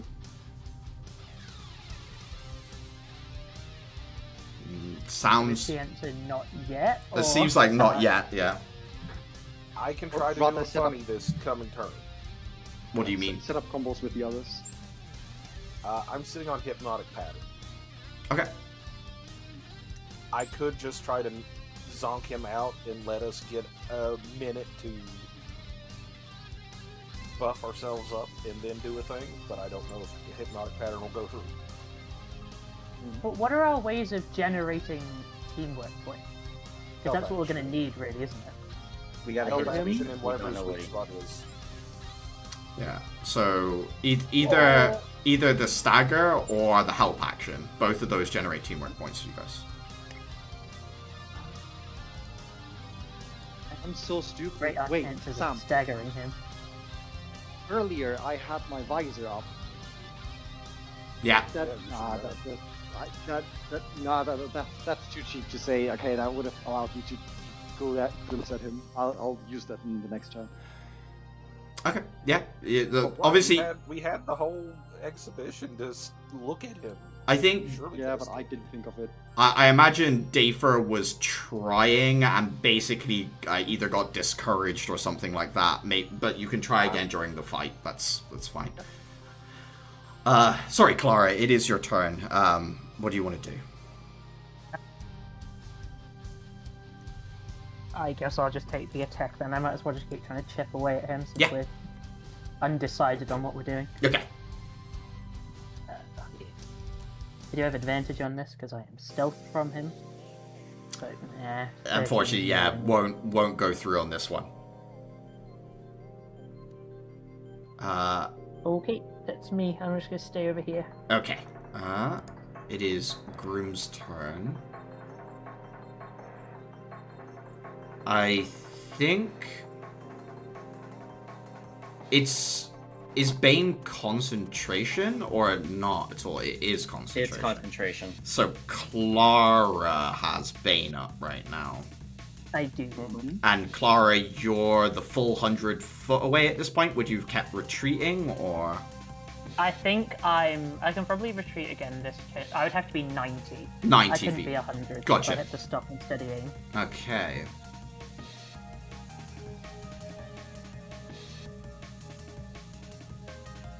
It makes it look like we are fighting just Bane with that type font. I'm just trying to remind people that it's on there. I think.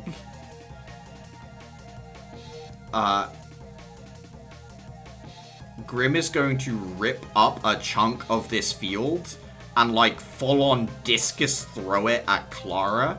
Can he see me again now? He should be able to. You attacked and missed, right? So you came out of stealth at that point when you attacked. Hmm. Fair enough. Yeah, okay. It is at disadvantage and -4, you're right. So 12 is already way off base, yeah? I think your AC is probably higher than 12. Fine. Yeah, whizzes past you, Clara, but like uncomfortably close, I imagine, for 90 feet away. Having been got by this aura of yours again, he is going to bonus action, goes into a sort of like he's been like fairly affable, like somewhat happy, smiling. That drops away from his face as he goes into a sort of quiet rage. And he is going to attack you recklessly, Dafer. 26 versus AC. Hits. 11 bludgeoning damage reduced to 5. Yep. And he is going to... he's going to attempt to knock you back in his strength saving throw. Okay, strength saving throw. There. Wow. You're knocked back away from him 10 feet, Dafer. And he's going to use that to slightly reposition so that he's adjacent to both Uther and Caliban. So he's in 5-foot range of Uther and Caliban at this point. Okay. Cerberus. Don't understand the benefit of that. He can hit Uther now. He could do that before as well, because... No. Uther was 10 feet away. Oh, okay. He could still throw it. He could have thrown shit at me. you're always within the danger zone. Now you're really in the danger zone. Still disadvantage of -1 to 4. Yeah, Cerberus, Clara. Would you like Cerberus to do anything? Or? Actually, yeah, I might as well just keep Throwing out the bite? biting. Yeah. Nope. Ah, He's gonna get 19. loads of 19. Yeah. Always. Don't repeat, isn't it? No, he has advantage. Oh, He's shit. a reckless. Yeah, you're right. 25 absolutely lands. Haha. I do need to make that Constitution saving throw. The damage will be... Actually, Cerberus has 3 heads. I've never thought about this. This has never really needed to come up. But I assume that they bite with all 3 heads. I think that's fair to say. That is a reasonable assumption. I think the full damage would go through is what I'm getting at. Because I don't think you can block all 3 bites with a focused shell barrier. We have to pocket Cerberus. And I hope I don't fail this con save. It would be ridiculous. Okay, cool. 22. Damn, -1d4 ain't gonna make a difference. No, that won't help on that one. What's Alright. crazy is for the Bestow Curse, there was an option where if he had failed every turn, he would have made a Wisdom save of a -1d4, and on the failure, he would have spent it doing nothing. Doing nothing, yeah. I know. Uther, I believe it's your turn. Do we want to keep chipping, or do we want to do some goofy shit? A prep for goofy shit. It's just I can't really help you there because I have to keep tagging him.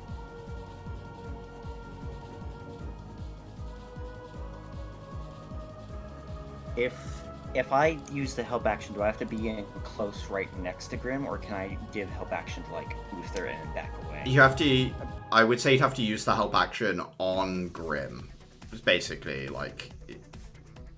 You have to be in the zone of control to quote Yes. unquote help. Okay. Because you're trying to distract him, basically, is the... He does have disadvantage at -1d4. Keep that in mind. Yeah. And you have advantage. If he's not disadvantage on the 1d4, I'll hold hypnotic pattern then. I'll Zephyr Strike again. Yeah, absolutely. Go for it. Because that gives me advantage and a disengage. He has double advantage now. I'm going to step back a little bit out of his range and wait for someone to take a swing at him. Okay, so you Zephyr Strike for the disengage, and then you're going to move back, and then you're holding your action to attack with someone else. Yep. Alright. Adhere.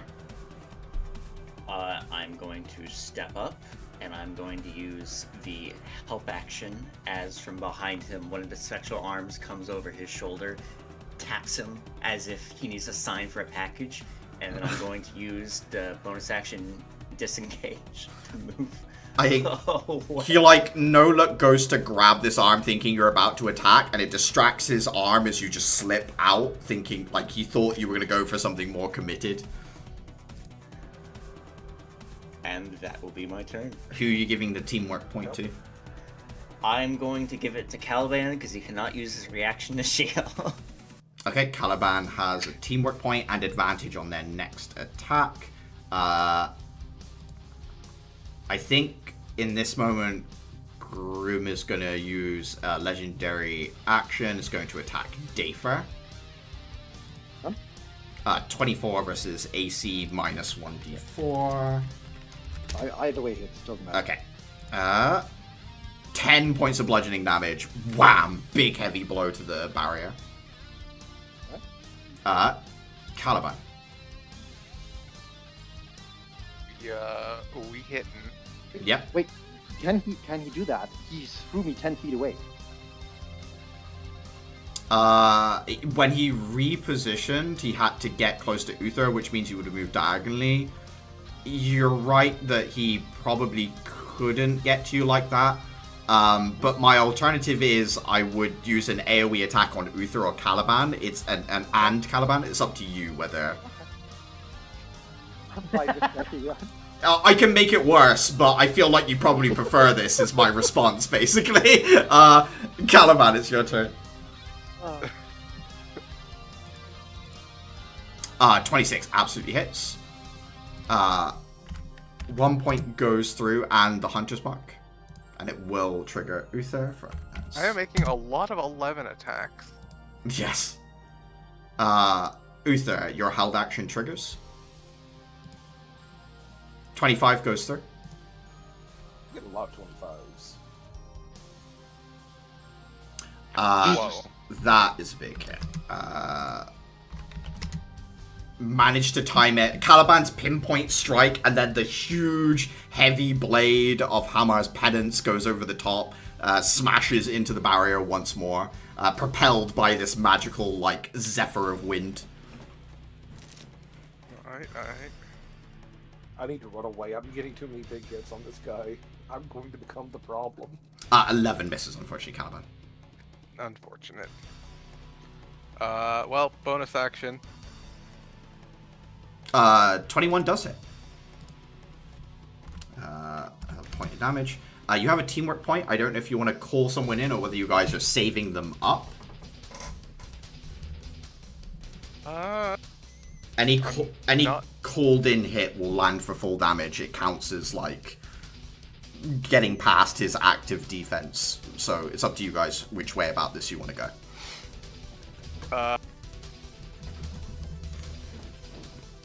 I think I'll give it to Clara. Clara, you make an attack in this moment.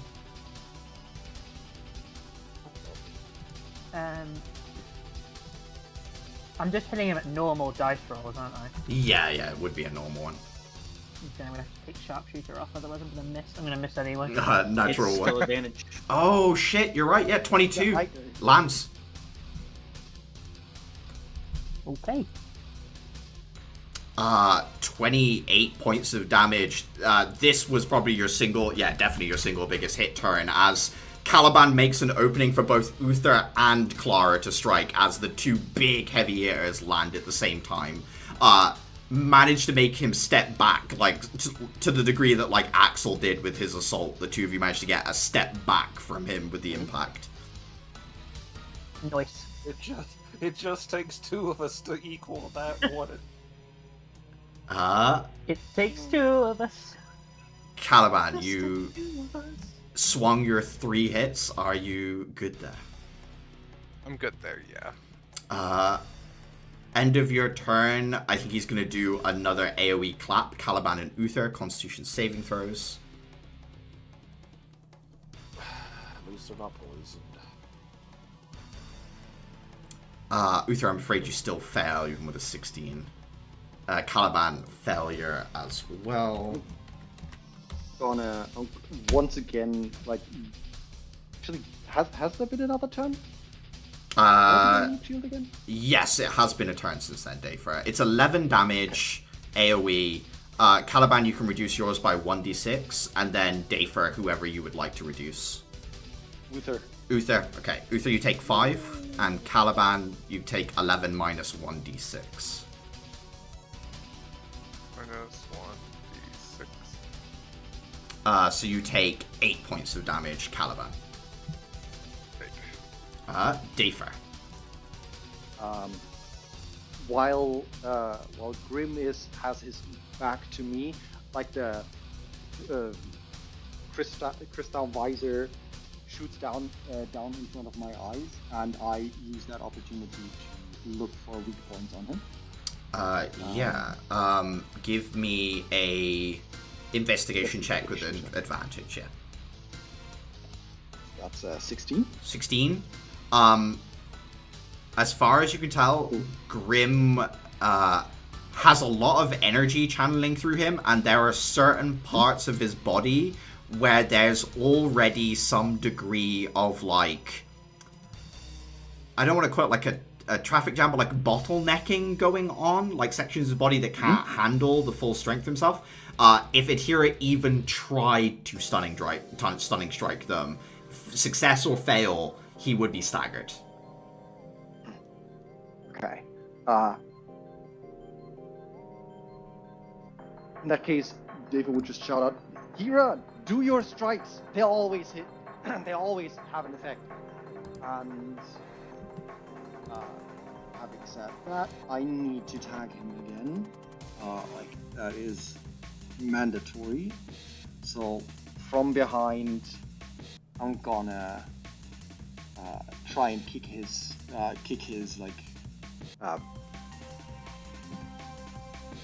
thigh or something. Back of the leg, back of the knee, basically. Yeah, back of the leg, back of the knee. Yes, that's what I was going with that. Just couldn't think of the English word. So that is a boot attack at advantage. That misses. Second attempt. Yeah, you kick into the leg, but it's heavily planted. Doesn't bend at that hit. 13, same story. Two kicks and 2 heavily planted, like just no sells the kicks, basically. Okay. I shall be where I am. Shall stay where I am in melee range. You guys would notice if you occasionally pay attention to like the fleeting rune flickering on enemies that right now Grim does not have one. Okay, so Grim can attack anyone, no disadvantage right now. Is correct, since I didn't hit. Yep. Clara, you're proficient in medicine, right?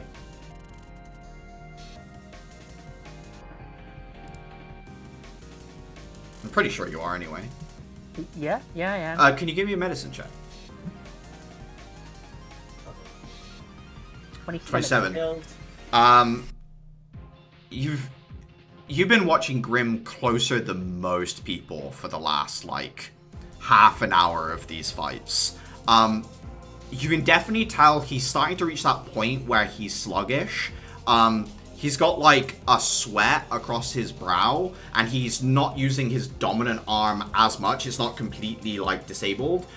You watch his dominant arm, and it isn't just not being used, it's, like, out straight. Clara, in this moment on a 27, you realize Grim's been having small heart attacks at regular moments in all of these fights, and is still on his feet right now, fighting you guys.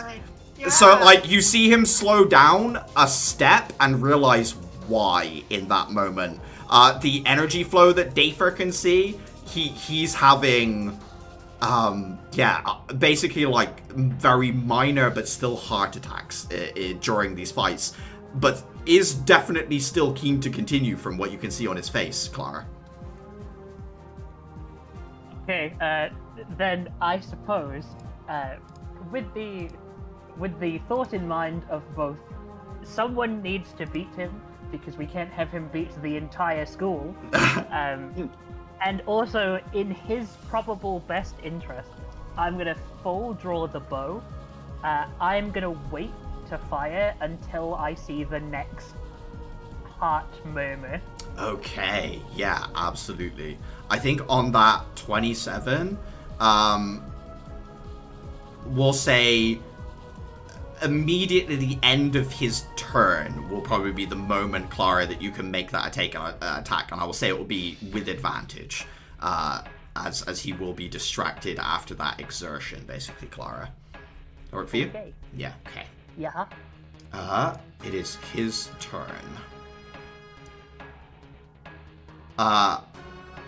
No disadvantage.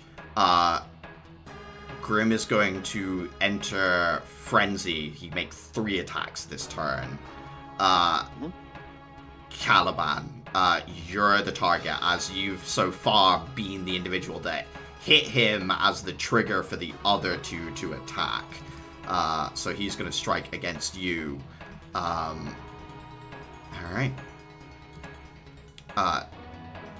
27, which will be reduced by 1d4, but I don't think that matters. 20, which I think misses you already, Caliban. And 24, which does matter, so I will roll the 1d4 for. 3, that's a 21, which does hit you still, I think, Caliban. Yeah. Caliban, you take 14 damage and 17 damage. However, you can reduce that by 2d6, because you've got 1d6 per hit. Alright. 2d6.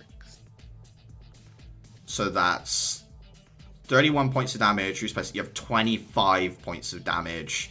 19 points of damage, as Dafer manages to block some of it as well. So 25 damage, Caliban. Alright. That is his turn, Clara. You have the opening you were looking for. Okay, let's hope and pray. 8. Yeah, that's probably not enough. Do you have your proficiency boost things? Oh, I still? do. Yeah. My codex is back. What is that? Is that plus That's not 3? enough. Mental stat. It's plus 4. Plus. Oh, That is It's a 20. exactly enough in this moment, Clara. It does hit. I will spend a point of patience to up my sneak attack die. Here we go. 31 and 5. That all goes through. That's 36 points of damage. That attack hits.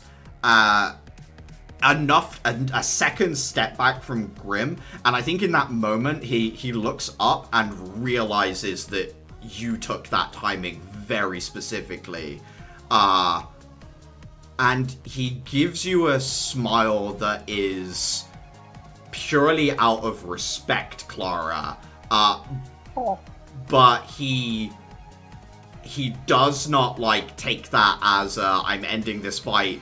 You see him kick it up a gear rather than turn it down, Clara, in this moment. Of course. Severus.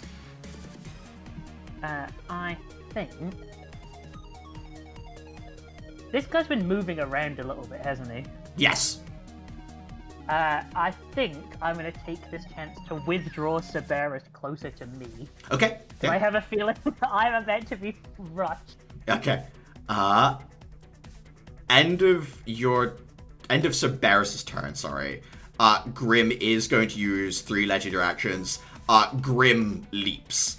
Caliban and Dafer, you have attacks of opportunity if you would like to use them. Yeah, sure. An attack of opportunity can be a grab, right? It can be, yeah. A crit will hit. Jesus. I think in this moment, the barrier isn't going to work. His attention's fully on Clara, and a crit is like a perfect strike from Caliban. You slip past his precise defense.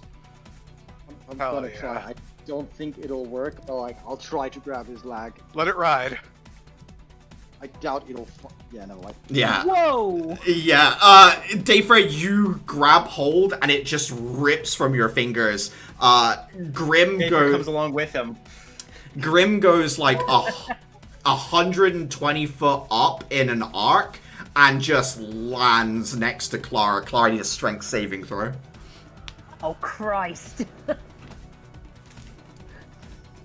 The ground warps beneath your feet, Clara. You are, like, tossed back away from him a good 10 feet.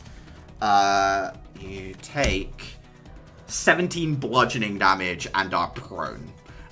Cerberus has the ability to fly, so I think he'd be fine with this. Like, he would get thrown up, but able to, like, stabilize mid-air by just expanding his wings. That would be a concentration. Oh, God. I think it's still DC 10. Yeah, DC 10. Yep. Clara, yeah, just sheer surprise as all of a sudden he is next to you, and the ground breaks. Bane drops. Uther, you're about 90 foot from Grim.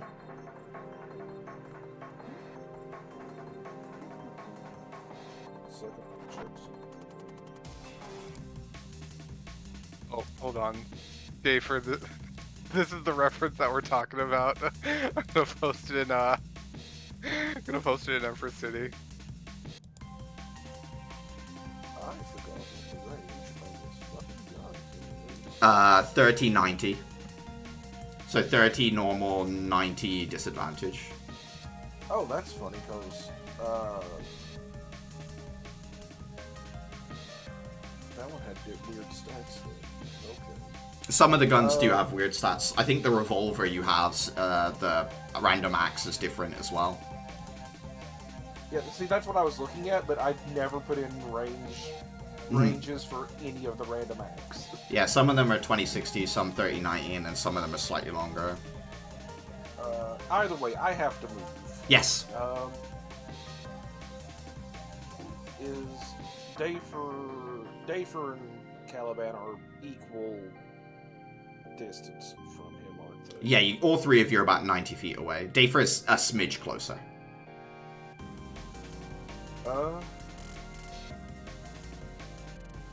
I'm gonna run up 30 foot. Okay, 60 feet away. I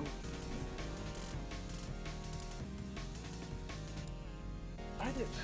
I happen to have fucking this. Yes, I do.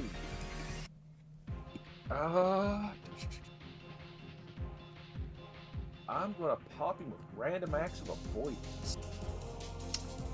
Yeah, I do not remember any of the things that does off the top of my head. I know Banish is one of them. I sure remember though. Yeah, I think you just attack and then roll the d6 for what it does. If it hits, then 17 would miss.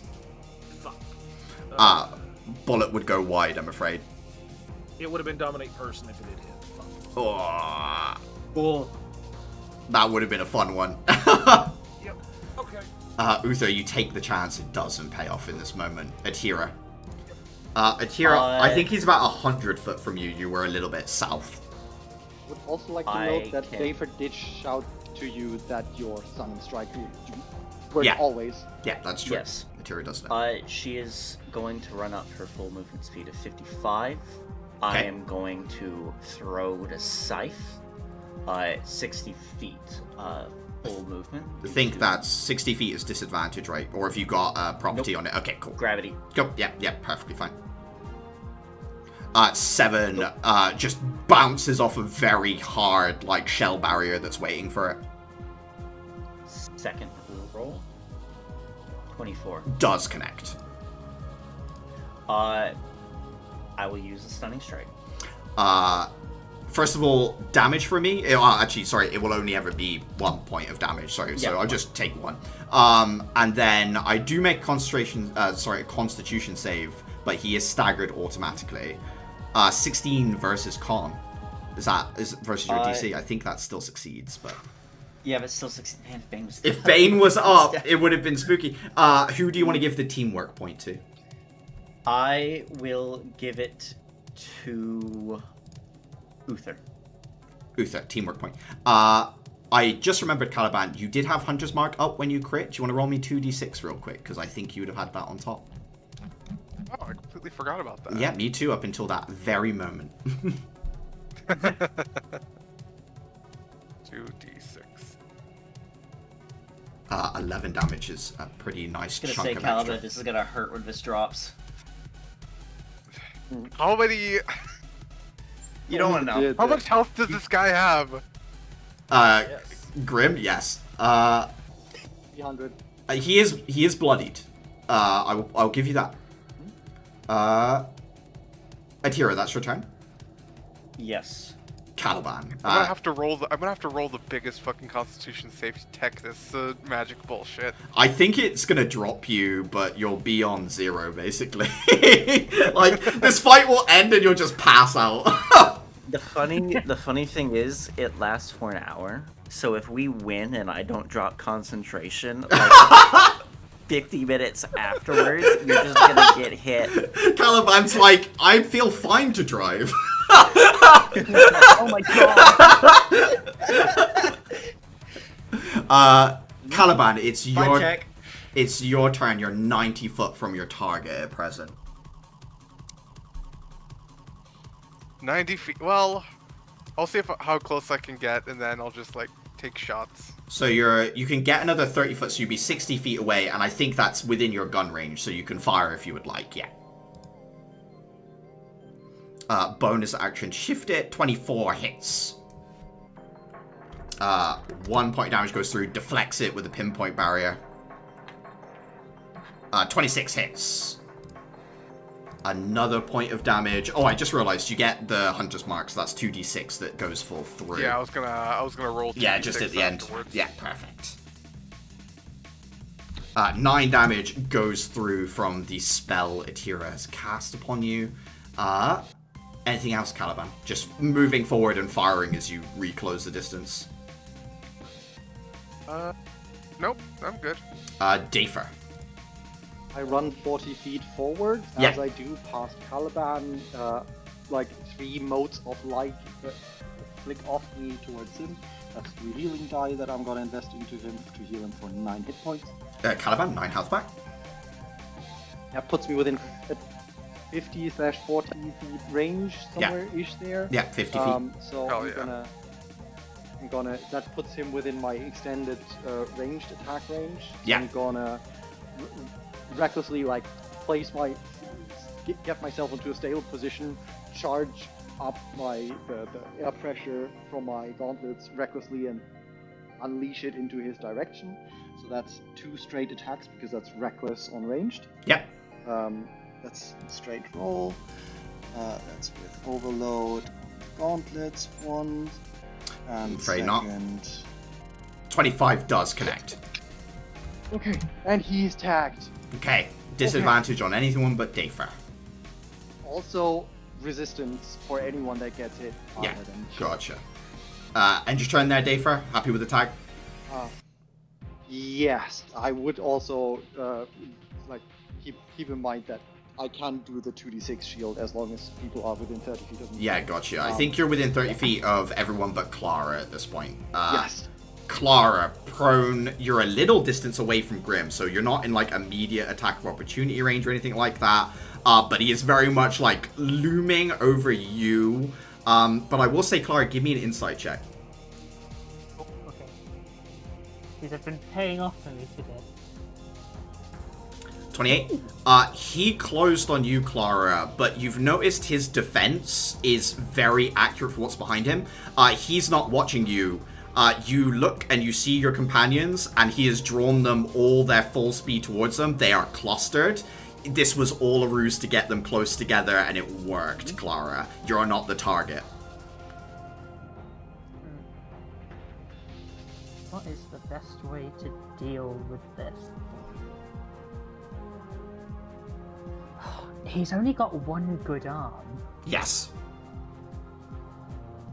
I am gonna attempt to flip the bow into whip form and wrap it around his good arm. We'll say give me an attack, and then if it hits, we'll go from there, basically, with the whip. Okay. I assume standing as well first? Or attacking from prone, I don't know. I wonder what... I think doing it from prone might surprise him a little, Because he wouldn't expect me to fire the bow from prone, but I'm also not firing the bow anyway. 18 is just short. You can use your codex if you... I'll spend another charge of the hand. Like, as you're saying, he doesn't predict you're going to whip from the ground. Like, his arm's moving up. Your whip comes out, he reacts, but in, like, mid-air, your whip recurls around him, which he's, again, not expecting, and wraps around. I think at this point, Clara, you've, like, grappled his arm so that he can't do any of these, like, wild air pressure swings or anything else like that with it. I don't think any damage goes through, but you've saved your teammates from whatever response was about to happen, Clara. I don't know if there's anything else you do on your turn. I'm gonna shout at them to get in quickly and spread out. Okay. Clara,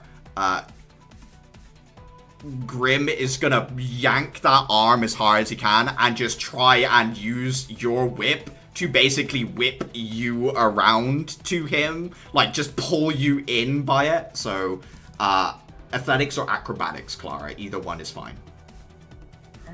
I think acrobatics is better. Clara, there's this moment of like, got him, and then all of a sudden you are on your feet and his hand is outstretched. He like catches you by the head and then slams you down into the ground. He's going to attack you. 14 versus AC though. I assume that misses, Clara? AC of 15. Clara, he goes to slam you. You manage to just like squirm, like, or twist out of his grip so that he punches down into the ground, but you're not in the impact zone. You're like rolling out to the side as he just puts his foot 10 foot into, puts his hand 10 foot into the field, just plunges down. Puppy, please. Severus. I think Severus is going to take this opportunity. He's not big enough, and there's going to be a great chance to just jump on him and fly away from him. I suppose he's just going to try and lunge in the chaos. Yeah. Over the top of the dive rolling. Yes. 1 in, 1 out. 9, no. Sadly, a bit too chaotic. Yeah, too much going on in one space. Assuming that's Severus, it is Uther's turn. I am how far out from him? I moved up 30. He was how far away? 90 feet, so you're 60 feet away at present, Uther.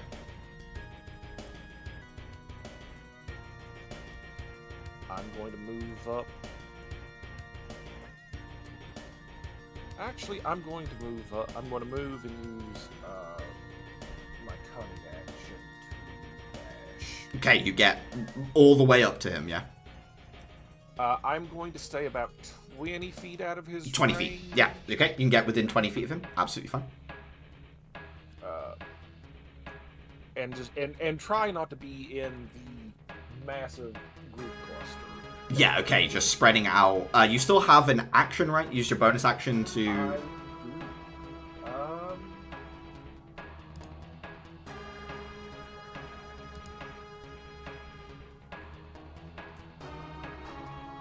I'm just trying to... yeah, of course.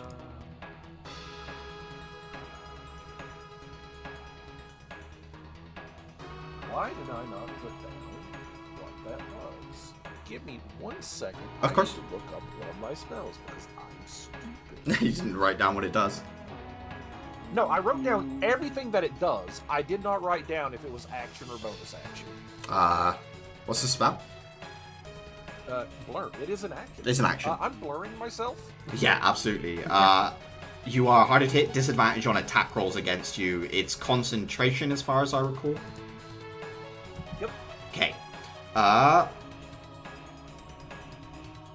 the end of your turn, Uther, I think he's just going to legendary action unarmed attack against Clara, who is like trying to get out of his range as he's just slamming fists down.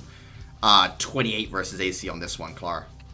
Oh, I'll spend my reaction to uncanny dodge. Yes, Like, take a 16 little bit half of to 8 damage as he clips you with this strike. Isn't it 4 because she's already having resistance? How would I be doing that? A resistance from your mark, is that it? Yeah. Okay, in which case, yeah, you would. Ah, okay. Yeah, it would stack, so it would be 4 damage. I think that was Uther's turn, so it's Adhira's turn. Adhira is also going to circle over to here. I have the movement speed for it. Don't worry. Okay. Flashing my monk badge. It does say here that you are fucking fast, so I'll accept it.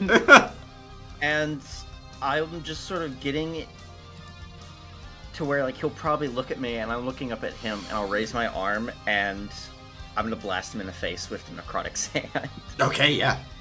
From the Guardian Reps. I had sent a DM. We didn't list it down what saving throw it is. It's Constitution. First.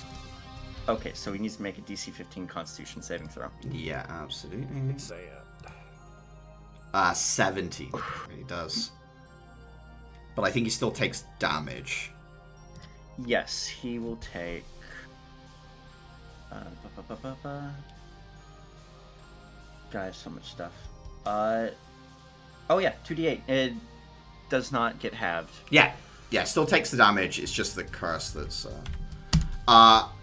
Sand strips away like a layer of shell barrier. In this moment, he has some sort of palpitation. You watch purple blood trickle from like the corner of his mouth down his chin into the grey beard. It's like stains it with a like iridescent purple that you guys associate with Crystalm that like drips down the corner of his mouth into his beard. Would be the first time anyone drew blood, yeah. End your turn, Adhira? Yes. He will use a second legendary action. He's just going to use a concussive wave attack against Dafer, which will be at disadvantage as Clara is adjacent to him. 15 versus AC Dafer. Just hits.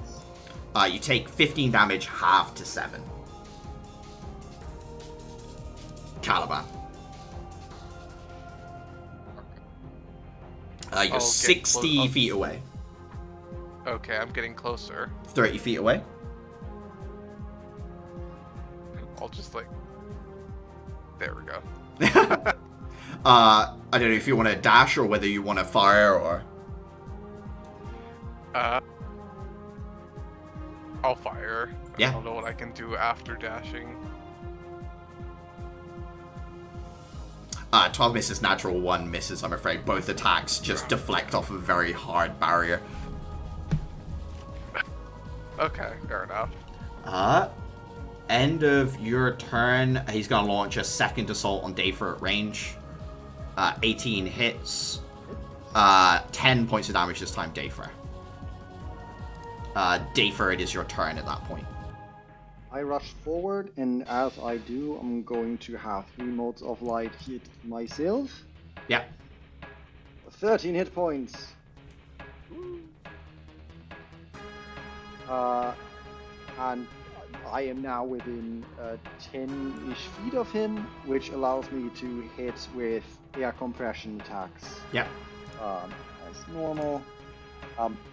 Side note, he had advantage against all these attacks against me, by the way. Oh, okay. It wouldn't have changed anything, but yeah, thank you. Yeah. So that's gauntlets. Misses? Misses. That misses as well. Yeah. Yeah. So he's basically like starting to read that you're a very direct attacker and does like the boxer bob weave under the 2 strikes.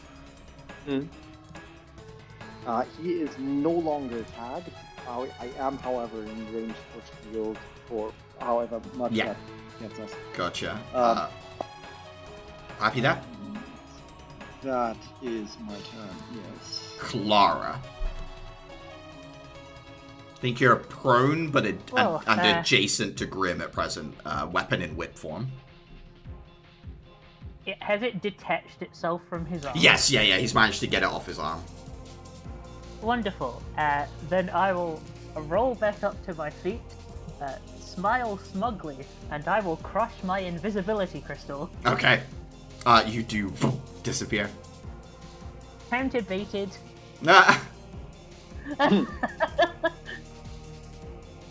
And I assume using that to disengage and get away. Yeah, did bonus action disengage. I don't think you have to with invisibility. You can just move away. I don't know if you want to then make a stealth check. It feels like overkill, but I had to spend my action on the crystal. Yeah, so I true. have to bonus action disengage if I want to disengage properly. So you actually, so So attack of opportunity, you need to be able to see the target. Invisibility just basically means you can walk away.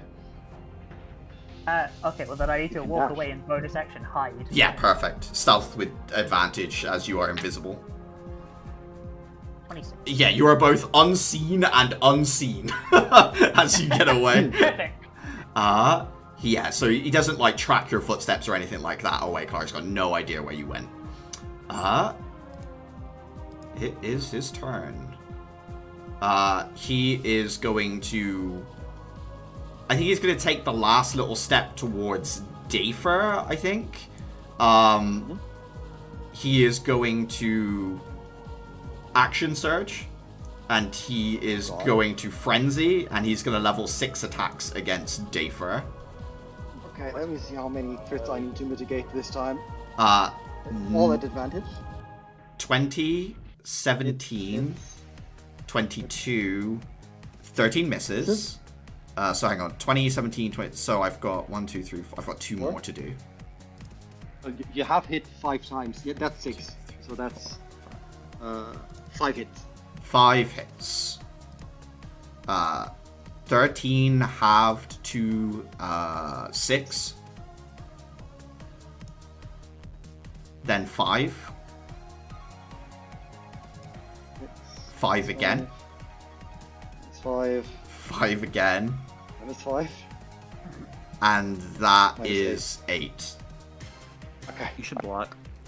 Yeah, just 5 heavy blows, Dafer, all on you. Wham, wham, wham, wham. Just like he was finishing off Lindsay, just trying to hammer you down into the field. I think, Dafer, by the time your guard drops, you realize you're, like, embedded like a good foot down and have to pull your feet out of the dirt.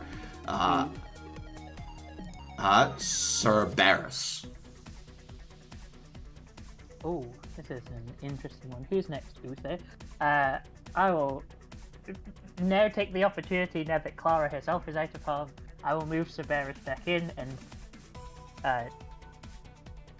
you don't have any more shenanigans where you've already got advantage and this is pointless, right? No, I have no hidden advantages at the moment. Wonderful. Then here's an unhidden advantage. I will put the help action to give Uther advantage. Okay. Help action on Uther. Assuming that's Cerberus' turn, Uther, it's your turn and you have advantage. I'm moving the rest of the way in since we're grouping up on him.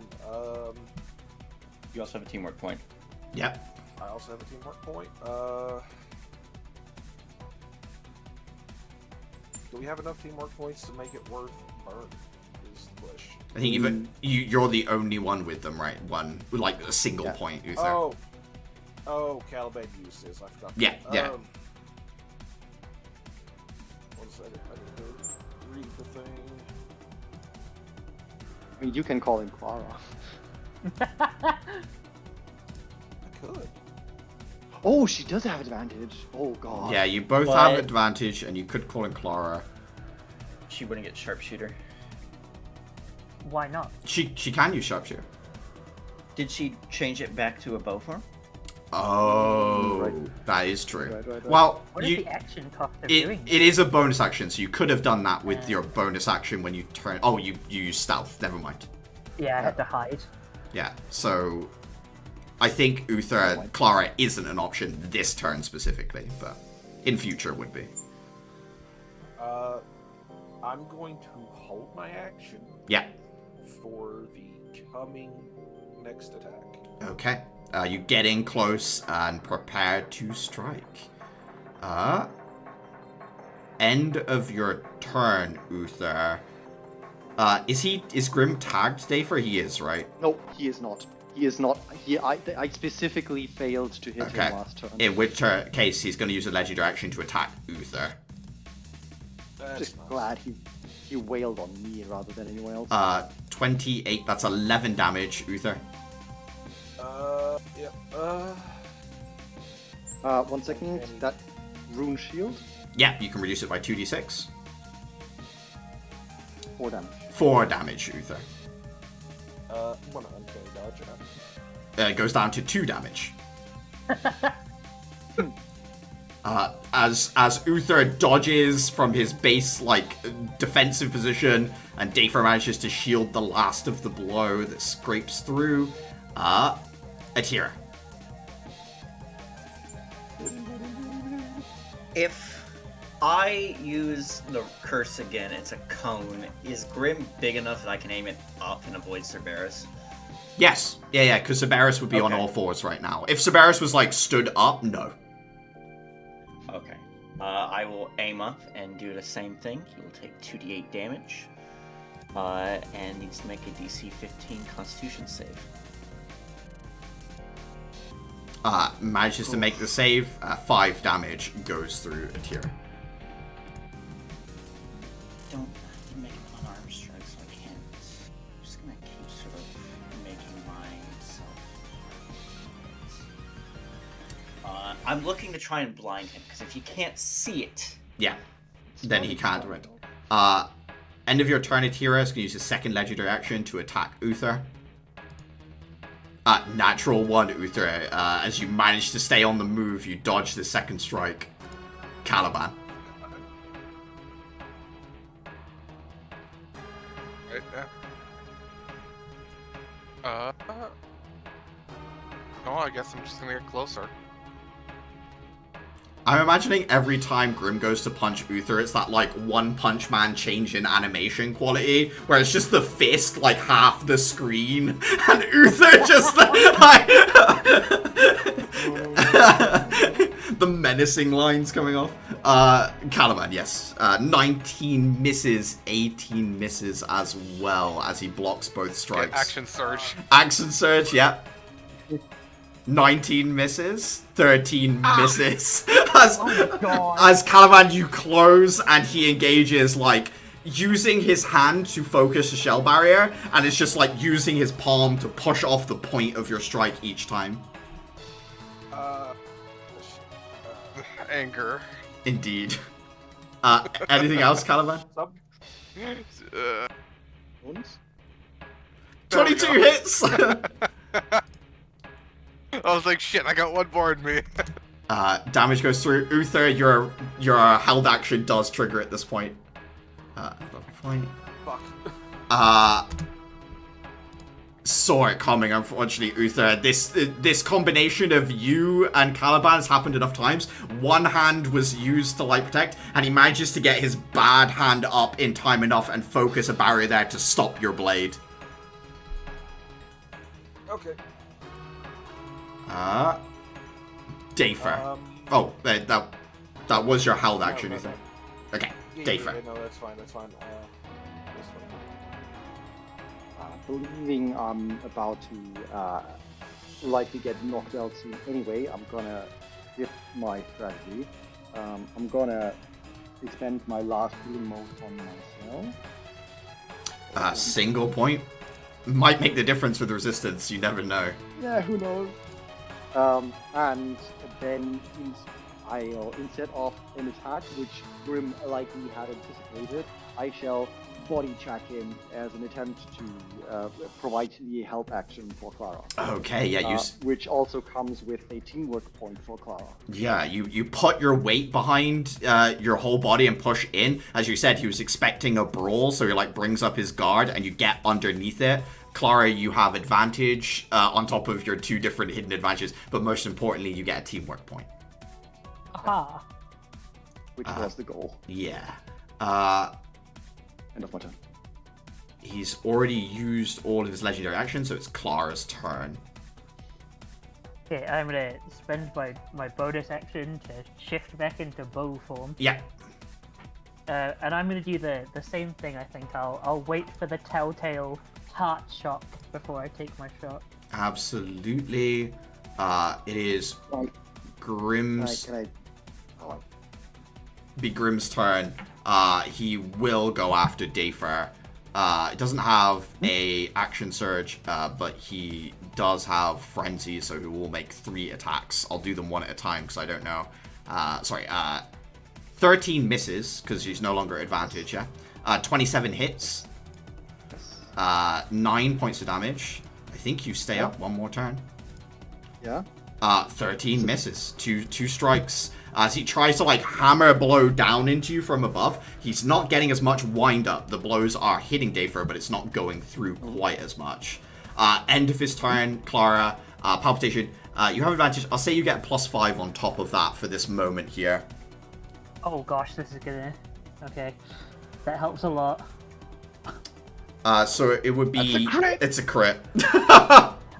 I'm gonna spend the last charge of patience. Yeah. If I can't take him down now, then I'd worry about how long he's gonna stay up. That's 83. And then 11 on top. Clara, he is still up. Jesus. Barely. You do have a teamwork point if you wanted to call someone in as well. But he takes that hit. And you see that like his barrier starts to flicker, but he's still standing. I will spend my teamwork point to call in Uther. Uther. Hello. We might as well 1-2 punch him again. Well, 1-2 punching. 26 hits. Yeah. I'm going to use my teamwork point. Yeah. Call in Clara. Yeah, you can't do that. You can call in someone else, but you can't call in Clara. I'm not having the rogues fucking pinball. I can sacrifice myself with an Embarrass Smite if I do. Find it, Dafer. Go. Dafer, yep. Yeah. Okay. Best luck. Can I? 1 second, let me uncheck that before I hit my buttons. 19. Oh fuck! I can't. Can I? Wait. Can I just trigger it anyway since it's gonna backfire on me? I would normally say no, but you're right. Because it's so uncontrolled, I will allow you to smite and just damage the two of you, whatever the smite roll is. Okay. I'm out. Dafer, he had exactly 12 left in his barrier. As you, like, just grab your gauntlet and smash the Ambaric plate in its hold, not even really making an attack. It detonates between the two of you. Dafer, you're, like, zapped back unconscious. Barrier broken. Grimm's barrier flickers and breaks. And he lifts up his, like, undominant hand in a, like, fights over sort of hand up pose in this moment. There is a quiet pause as everyone kind of takes this in, and then you hear the clapping of hands of one instructor, Axel, and then slowly everyone else on the stands begins to clap as well. Get it. Caliban. How much health do you have left? Hold on. Let me just...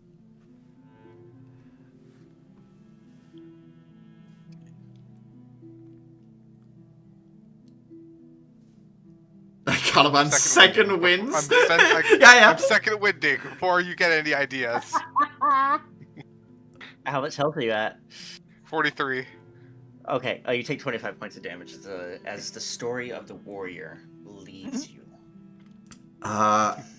Caliban, all of a sudden you're like stood there, you take a deep breath in, your like fight's over, and you feel the the cumulative concussive force absorbed by the story hits you all at once in one shoulder, and you get, like, careened back, like, as if you've just been hit square in the side. Grim takes a step forward. His leg's a little shaky for a second. But then he takes, like, that same cleansing breath and seems to get some form of energy back.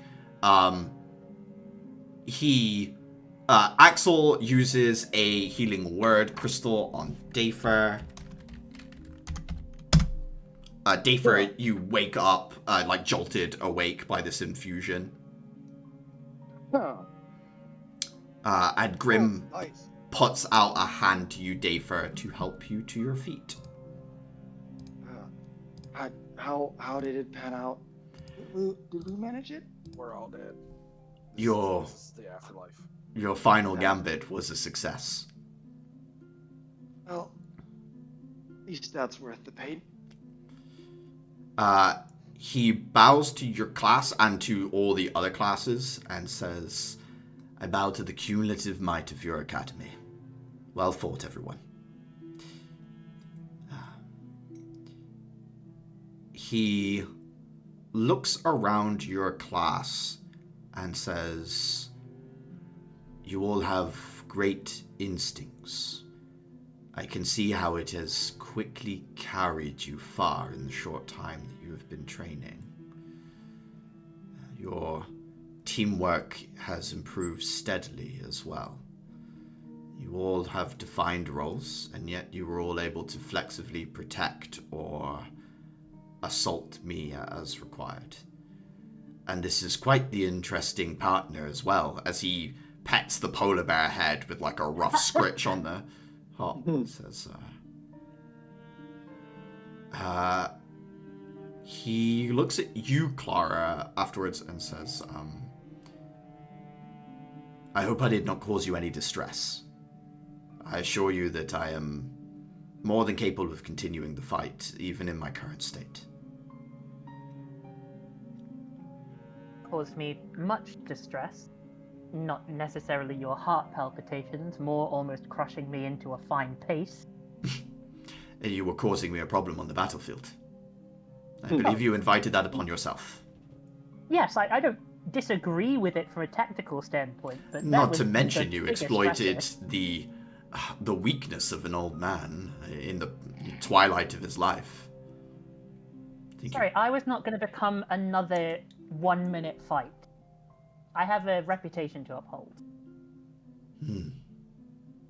Uther, does that strictly speaking mean that Clara bullies old men?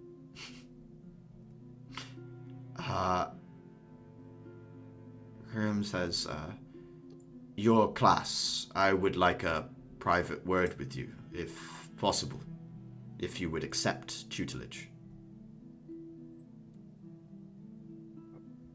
It can't hurt to talk, right, guys? Sure. I would be glad. Axel goes to stand up and he puts a hand up to Axel and says, truly private, myself in your class. Axel thinks for a moment and then nods, seemingly trusting Grim. And he just starts walking more towards, like, the foresties. There's, like, some trees, like a little copse that you guys have. Not, like, taking you inside or putting up some sort of protective barrier, but more just, like, walking with you guys. He goes and says,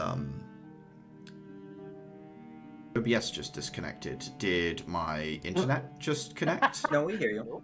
No? It's a private chat, man. Yeah. Strange word. Grim was like, let me just drop the stream because I don't want anyone to fucking hear this.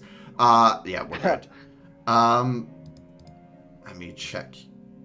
YouTube is picking us up. Yes, it is. Grim says, as I said before, your instincts are good. I'm going to say some things to you, some of which you probably are aware of, and some of which are a way of thinking about things that some people don't intuit very well. You are all wearing these shells, and these shells are capacitating energy from the end of your life, bringing it forward somehow in time. When you first put your shell on, you may have gone through a period of adjustment. You may have found that you broke door handles. You may have felt sick. Some people view this as a weakness, this sickness, but in reality it is an enhancing of your body's ability to fight off infection. It just has to learn to fight off its own fight, in a sense, for a while. What happens following this is you all very instinctually learn to limit the amount of strength you use when you turn a door handle, when you turn on a tap, when you hug someone. What you don't realize is that every time you take an action in combat, you're also instinctually distributing some of that energy. Every time you swing a punch, your body is used to how much strength you can put out, and your shell gives some amount with it. Your instincts, your innate ability to direct these things have allowed you to get as strong as you have, as quickly as you have. There's no thought behind it. Energy flows to where you need it, and you use it in that moment. However, you're also not testing your limits every single time because of that. Each and every one of you can hit harder, move faster than you think you can.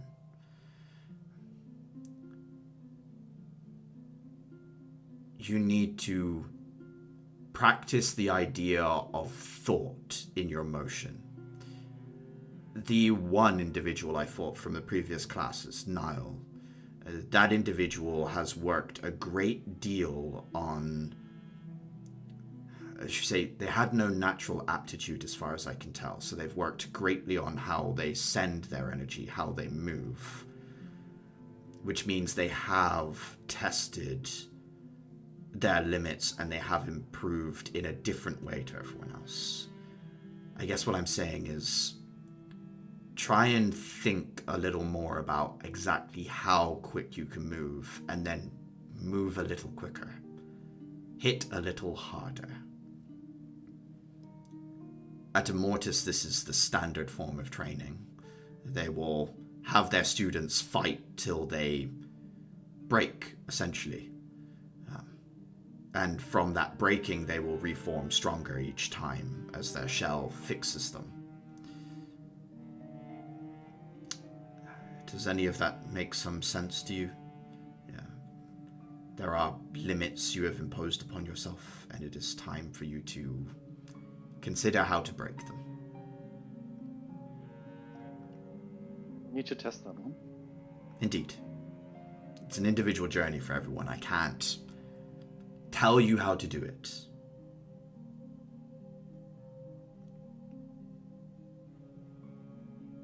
How did you learn to do it?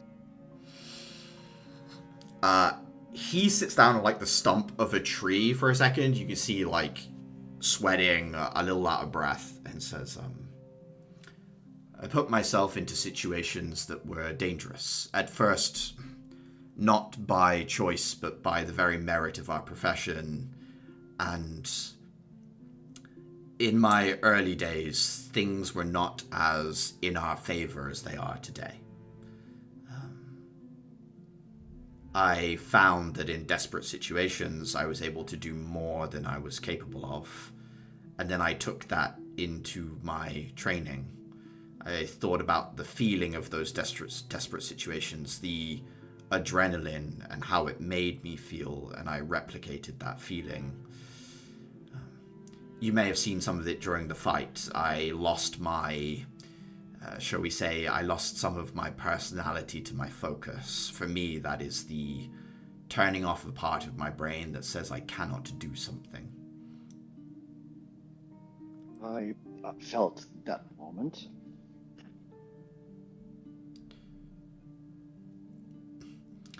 He grits his teeth and winces, and another little, like, trickle of this purple blood drips out and down his chin that he wipes away. And he says, you all fought well. Axel should be proud. If there's anything you need of me, please feel free to get in touch.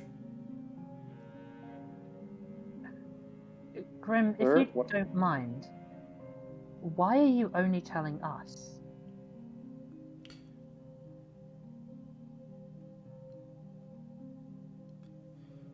He thinks for a moment, and he says, there is something about your group that reminds me both of Axel, myself, and several other individuals that I trust. Beyond that, you can chalk it up to the will of an old man. I see no harm in other people knowing, but it is you I wanted to teach. Does that make sense? I understand.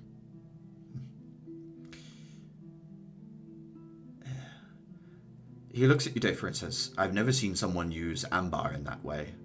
This sort of reckless, self-damaging attack of yours. As far as I can tell, it played havoc with the rune system of your own device. It feels like a odd thing considering the measure of the rest of your techniques. Well, that's mostly because it was you I was fighting. You started in Mortis. And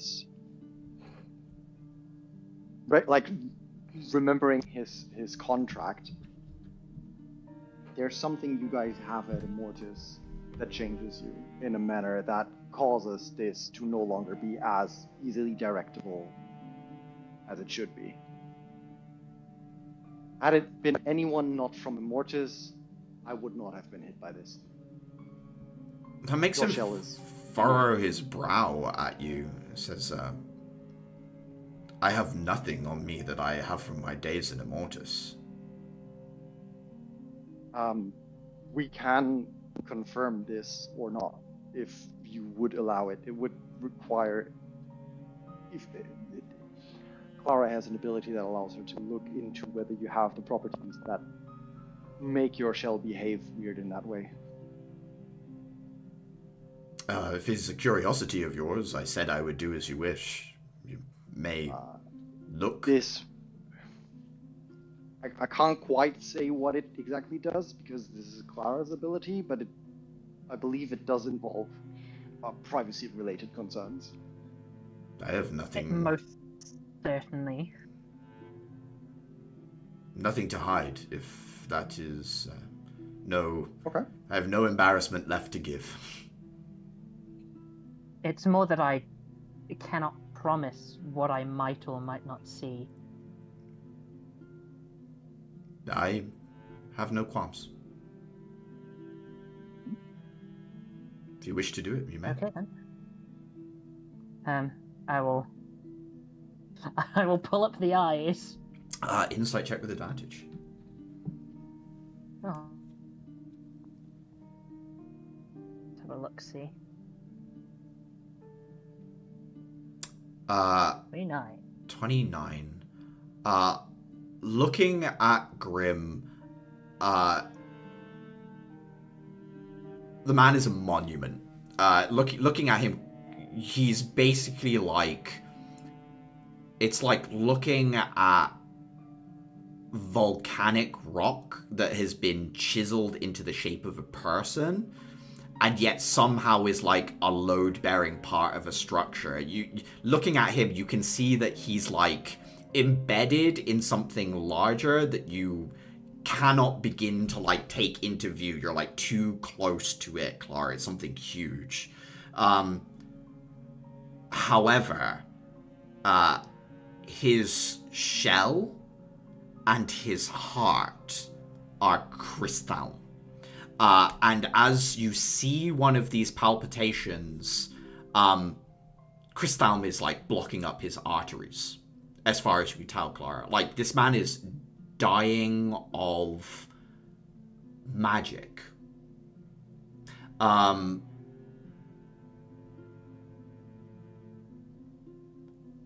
It is similar to what you saw in Immortus. But this is different, like two paths to the same point. Clara, give me a history check. Oh, interesting. Markedly less good at these.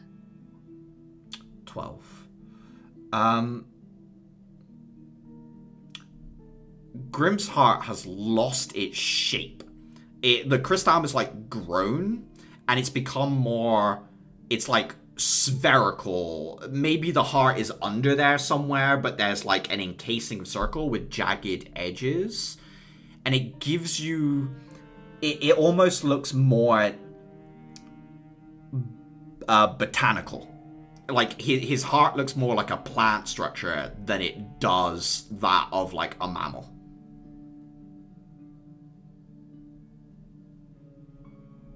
That is so bizarre. Yeah.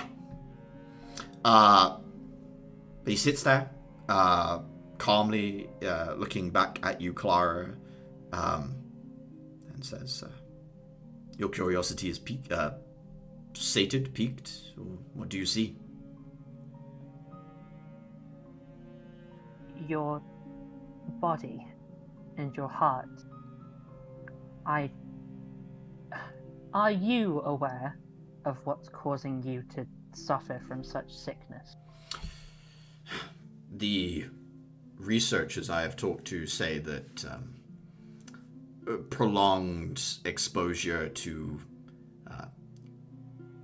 healing magic has caused a weakening and a alteration of some of my physiology.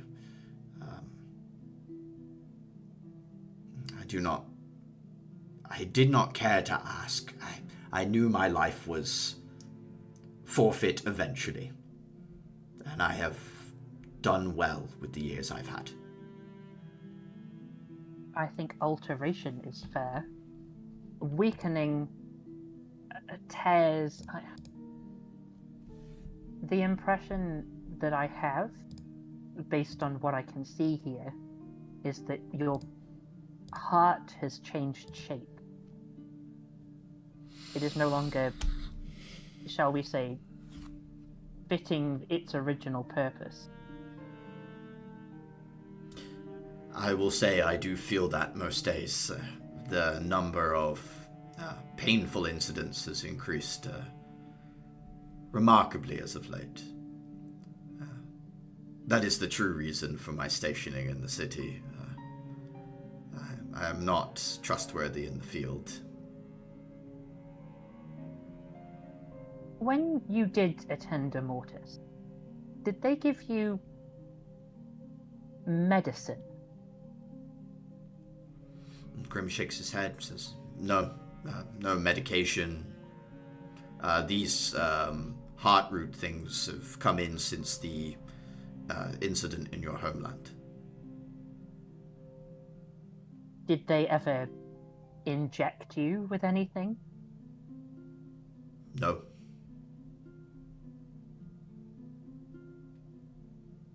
Strange. Sam. Yeah? How does Grimm relate to what happened in Heaven's Pillar? What do you mean, sorry? Grimm said his condition started flaring up ever since what happened in Heaven's Pillar. No, he's told you about the pills. The pills. Yeah, they come from my homeland.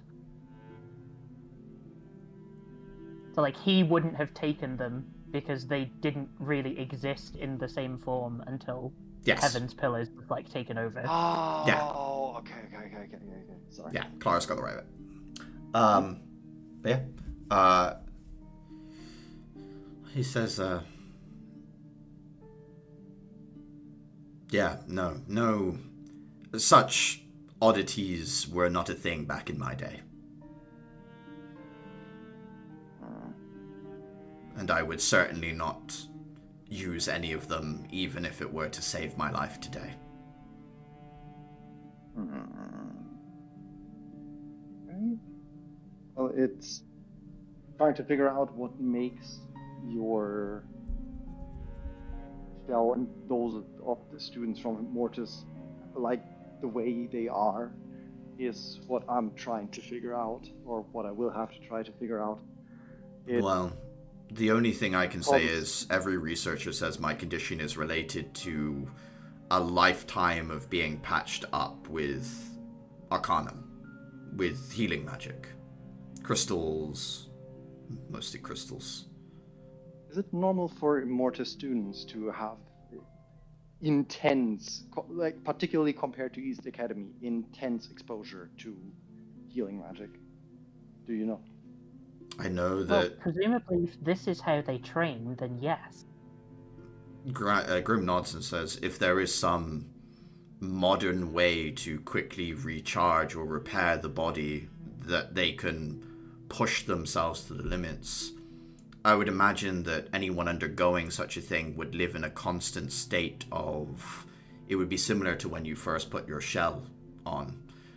They would struggle with their own strength as the body doesn't have time to adjust to the constant gain in ability. That would mean...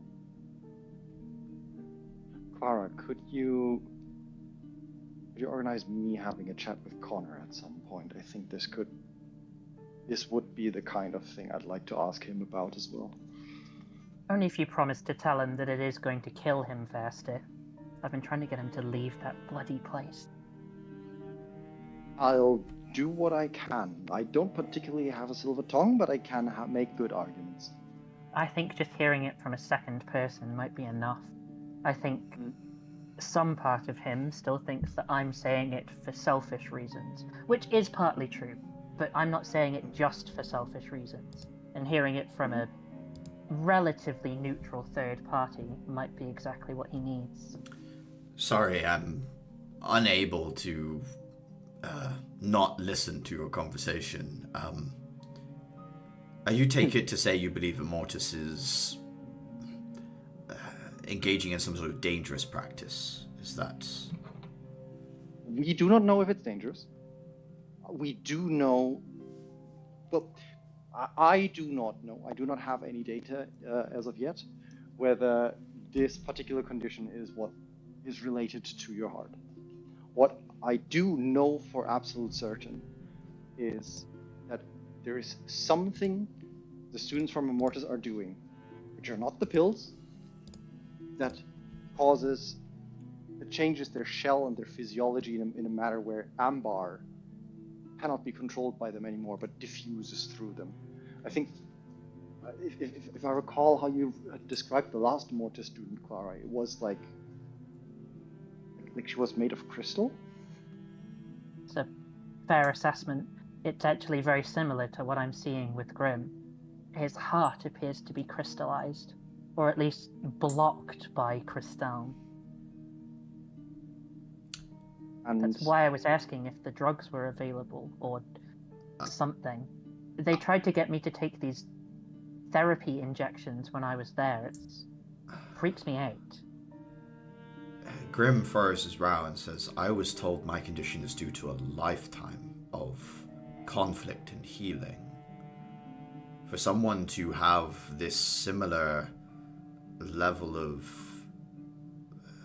I don't know, infusion at such a young age is hard for me to fathom. There could be multiple reasons. It could be, like, maybe it is what you're fearing, and it is because they upped the intensity of the training regimen. I doubt your training methods were a thing back in the day. So it could be that yours accumulated over time while they are getting a much more intense dose at their age. It could be that their condition is different and just similar. Grim nods and says, I understand your reticence to jump to conclusions, but I have my own interest in this, and my days are short.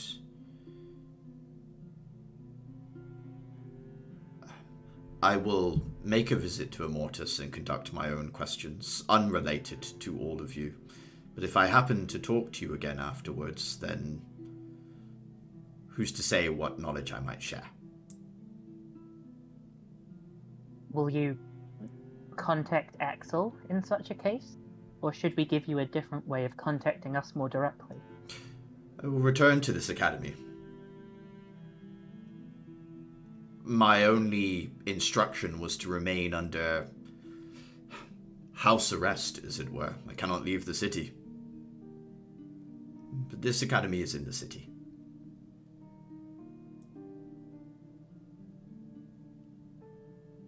Probably need to tell the council that. Tell the council what? Why would he need to? Tell the council that this academy is within the city. Oh. Yes, you are treated unfavorably, that is true. But I think it has led your headmistress to take the correct path. I was trained alone. Those moments of weakness, of lightning coursing across Dayfra's runes, I could not capitalize on, and I think if I had a partner, even if they were not as strong as me, the tide of that fight would have been different.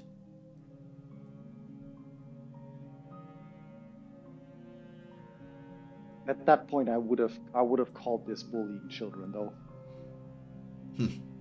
And I say you were bullying an old man. I guess we'll call it even. True. Strictly speaking, only one of us was attacking you while you were having heart attacks. Gives like Clara like a pointed look. I was Okay, well, tell me you're not observant enough against your foes, David. That's fine. In my defense, I was trying not to get hit in the face. It is a large sword. Just gives It is hard to gives a cover lot my more. body with a single point when such a blade swings at my head. And that's a large fist, and I lose easily. Yeah. Like a peach. An enhanced peach, but a peach nonetheless, I suppose. I have grown tired. I must go lie down. Thank you. Let the nurses look at you. Stands up and says, tell my former student that he has done well with you. And then he walks away. Dayfra nods.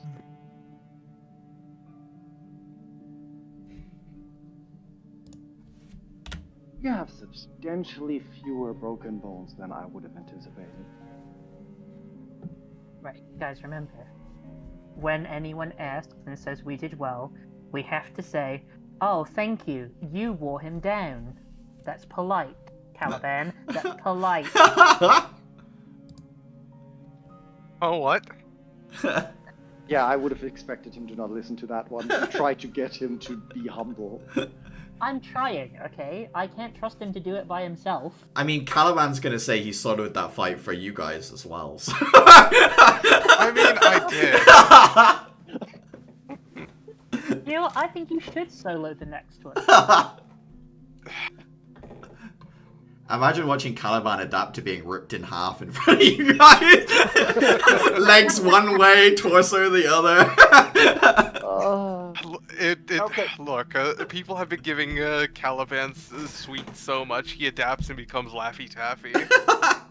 Just stretches. I go, Now, Luffy. is his adaptation like Deadpool pulling himself Oh, yeah. together, or like a starfish making two starfishes? I think that it would seal over, and his adaptation would be he's a really quick learner of how to walk on his hands. I don't think his legs would come back. Like, there's a limit. His legs would adapt and they just walk away. Legs go get a career in dance. I think Axel would come up to you afterwards and say, illuminating, perhaps. I don't know. How was it?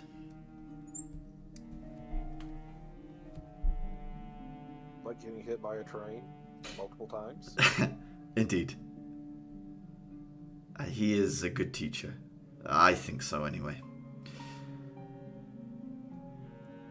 He gave us some advice, but I'm admittedly a little bit disappointed. Oh? I was hoping to get in there and just let loose, but I need to help set everyone else up.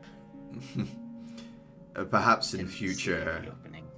he might return. I do not know. He has not spoken to me. He has gone straight to the headmistress. Has he Says now? you're doing good.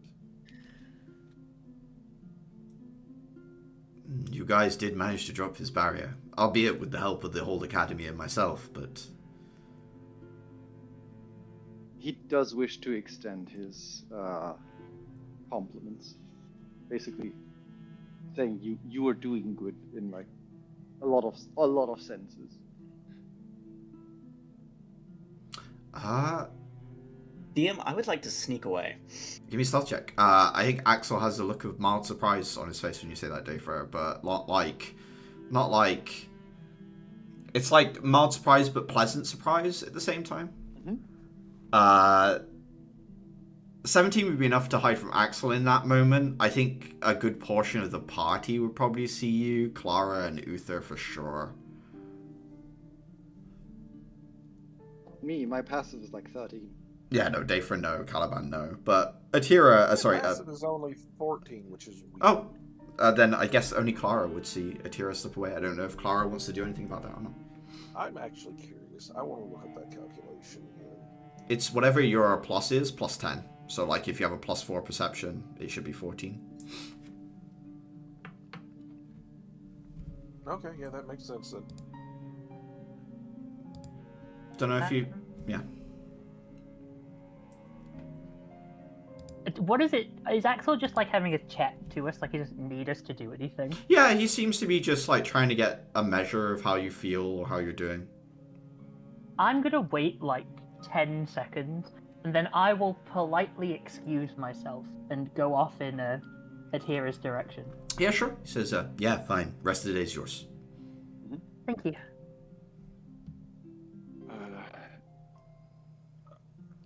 Axel, Does anyone else I hesitant to take the advice of a man whose heart's turning into a rock?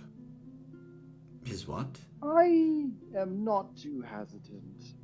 I'd fill in Axel on all the scientific data that we have so far. And I would like to ask Axel whether what he remembers of Mortis's training methods or knows how the training methods have evolved. I was, should we say, excommunicated. During my day, there was no medication or other things like that, but the training was grueling, for sure. And occasionally, if we pushed ourselves too far to injury, we would be healed by crystal, bones reset, things like that. Dislocations were the most common. Mostly to speed up recovery to make sure we were back training quicker, as opposed to, like, you know, completely mending an injury or something like that. Frequency. But I do not... I know nothing of their current day practices. They would certainly not tell me anything. Least of all because I work for East Academy. Would you do a quick experiment for me to see whether your condition is as far along as theirs is? Because what you're describing would indicate that you should not have had enough exposure, if my hypothesis is correct, that it's about the healing crystal usage. Sure. What test do you need done? I give him. I installed my Baric Smite thingy on one of his gauntlets if he has one.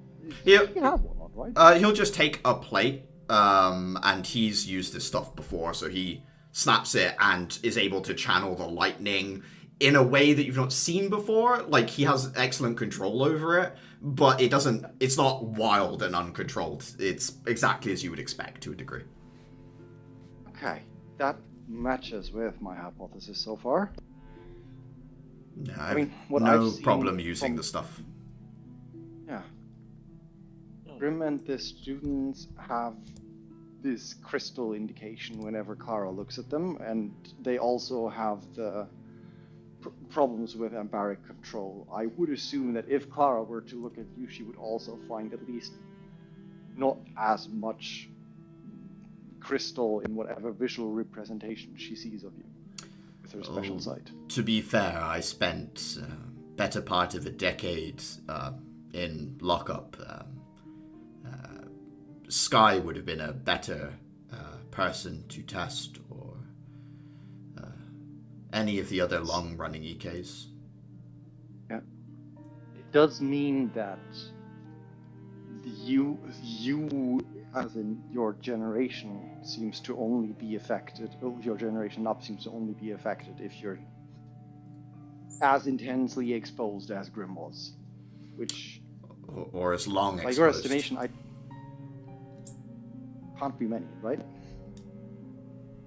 Shark can say.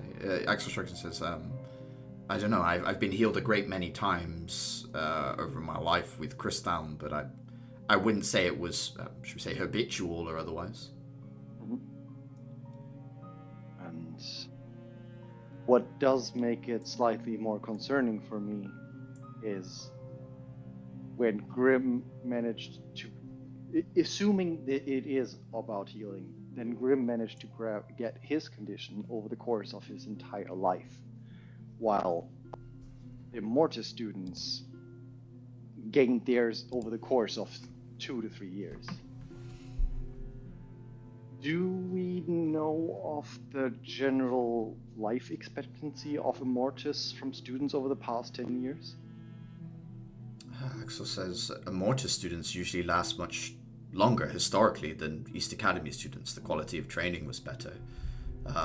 That said, of course, none of us lives a long time. I'm sorry, Dave, I don't have a good answer to your question, but it's not like your question doesn't ring an alarm bell in my head. I'm not like, oh yes, it's ticked up, if that makes sense. Yeah, makes sense to me. Okay. It'd probably be a mess to try to figure out. You'd have to look at every graduate, then sort them by natural cause and field death.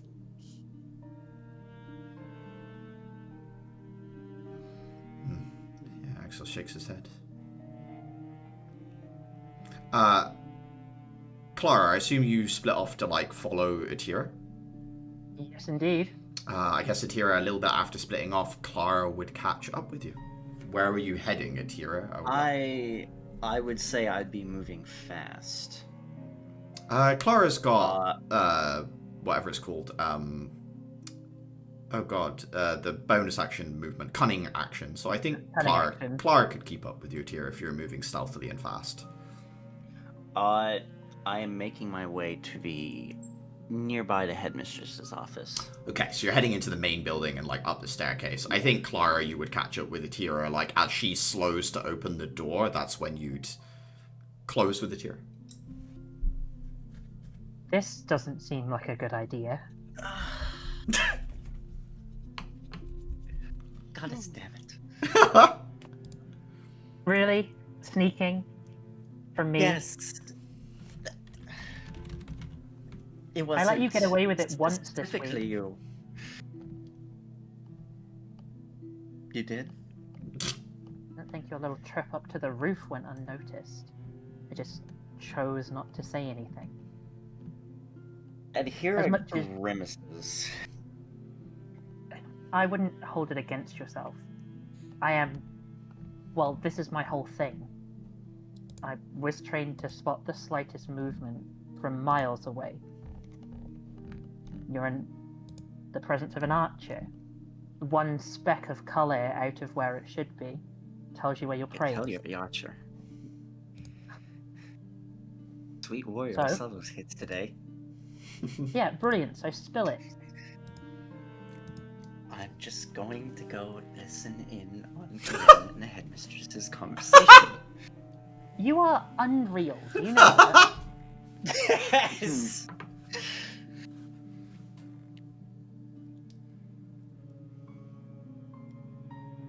why? What are you hoping to hear? Anything, really. If they know something they're not telling us. Something I should be concerned about. Maybe something about the Paladins.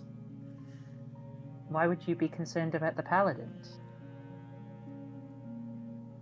Well, I know why you'd be concerned about the Paladins, but why would you be especially concerned about the Paladins right now?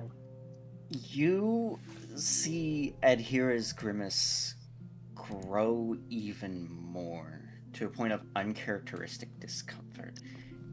Could we possibly continue this conversation in at least one of these unchecked rooms? It's a lot. Fine, put your ear to the door. Which one's the least occupied? You guys are able to find an empty room. That's fine. No problem there.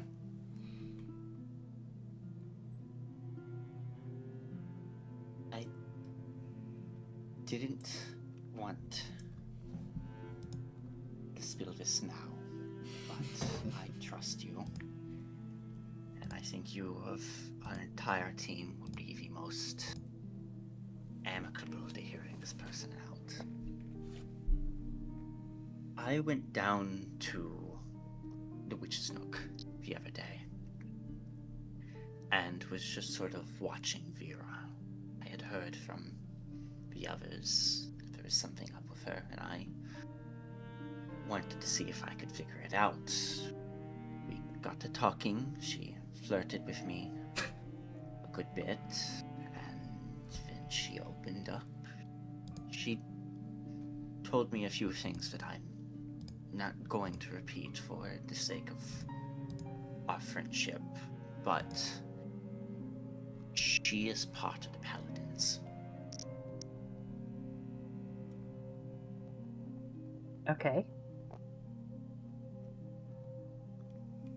Okay.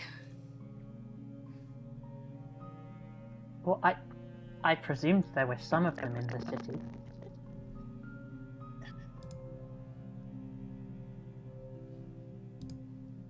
I feel like you're underreacting just a little bit. I feel like you may not have told me everything. You just said, this person's one of the Paladins.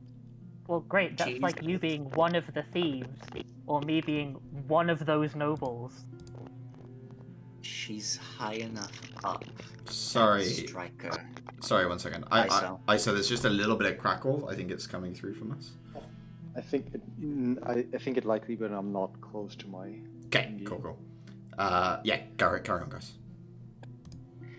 She's high enough up that Striker, the man who went after us in the north, he's her subordinate. I don't understand. Why is he to her? Yes.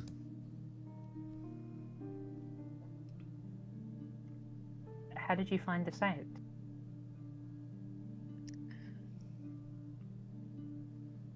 I have a very charming personality. Just sort of opened up. When we say you have a very charming personality, how many eyelash bats was this accompanied by? Like 3. Yeah, okay, that'll be enough.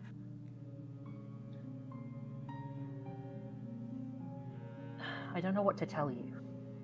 Like, yes, that's probably bad. And it's kind of terrifying to have someone that close. But that certainly means if she wanted us taken out, she would have done it already. Exactly. I'm meeting with her tomorrow.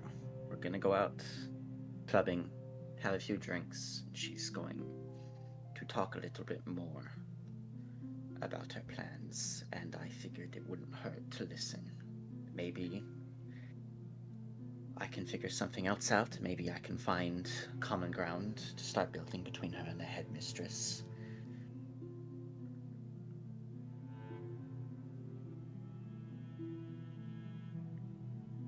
Okay, I'm going to say this once, and it's going to come out very harsh, but I need you to appreciate that it's coming out that way because I love you and I care about you, and I don't want you to wind up face down, surrounded by Empress Knight tape. Do you understand? Yes.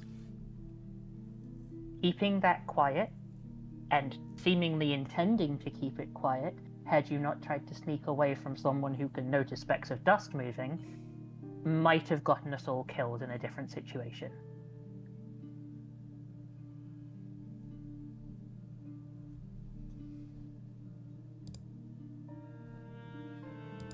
So what are you saying I do? Tell the headmistress? No. I'm saying I understand your reticence with not wanting to share that as public knowledge, but let's say something had gone wrong. Let's say you had been led into a paladin ambush, that you were overwhelmed by a series of people you didn't know were going to be there. A striker at close range. And none of us knew where you were. And none of us knew why it had happened. What do you think we'd all do? What do you think Axel would do? We'd run in blind and get us all in trouble. I understand being cautious with information, but something that big? You can't keep that from us. I know. But you did it, though! And you were going to continue doing it.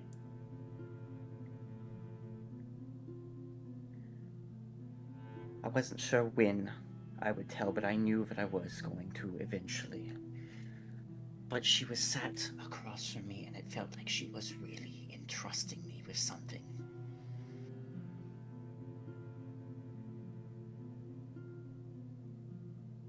She spoke to me about being Lamshi, about being in a city that doesn't care for me, about being a part of academy that the city doesn't care for. Maybe she does also have a way of words, and that's why she's a leader, but I felt spoken to. I don't disagree with any of that. When we got the first letter, I was one of the people who thought, you know what, maybe it's not so bad. It's probably a little bit too extreme for me. But the morals behind it, what they're saying, I don't disagree with any of it. If I was in your situation, I would have sat there and listened probably equally as intently. I get wanting to feel spoken to, and I get feeling like you owe someone something, but it can't come at the expense of the people you trust.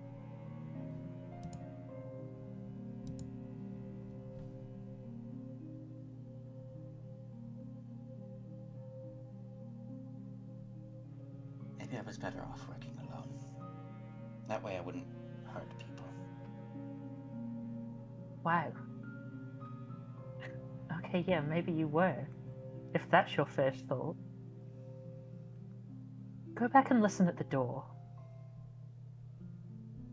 Clearly, you don't need my help.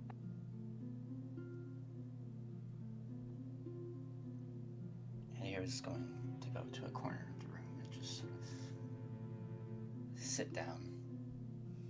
And still frowning, she's going to fall asleep.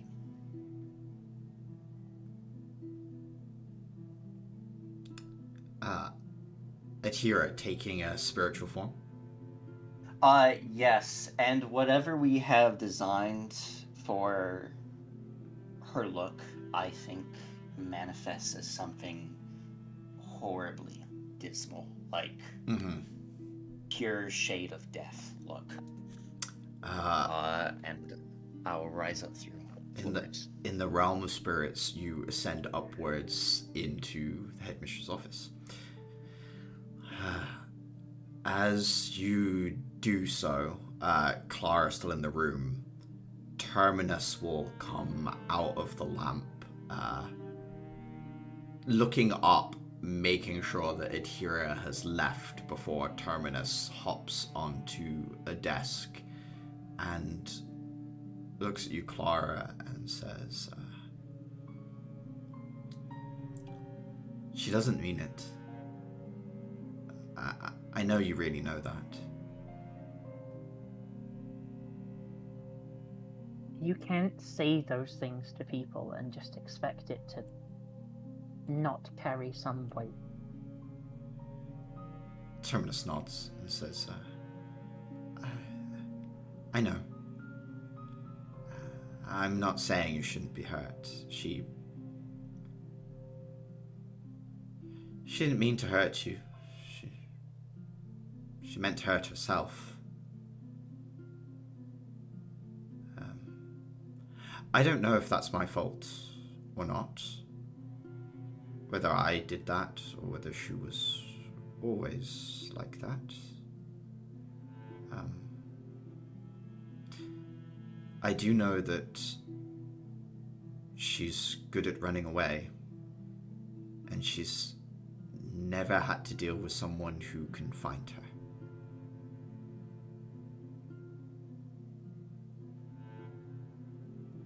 There's a lot of what she does that doesn't bother me at all. I get it. As one of the... I used to sneak around too. Sure, whatever. Everyone has their reasons. What I don't get is what's making her still feel so unsafe that she still won't trust anyone. Or at least that, I don't know, maybe she genuinely thinks I'm just being an ass about it. It hurts. Every time I try and get closer, she pulls further away. Every time I think we've solved one problem, we've gone back 2 steps in the other direction. And I don't even disagree with her. I don't want her to end up in trouble by herself with none of us being able to help her. I know. I'm not defending her. I just... You're worried about her. She's pushing away because deep down she's worried about you. And I'm worried about your friendship because I think she needs it.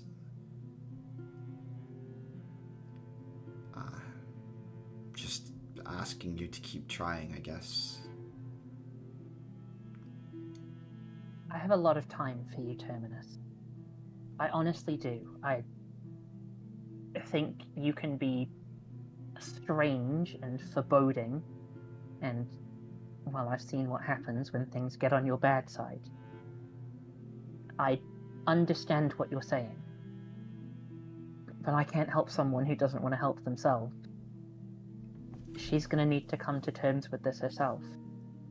I'll be there, in the next room, on the other side of the battlefield.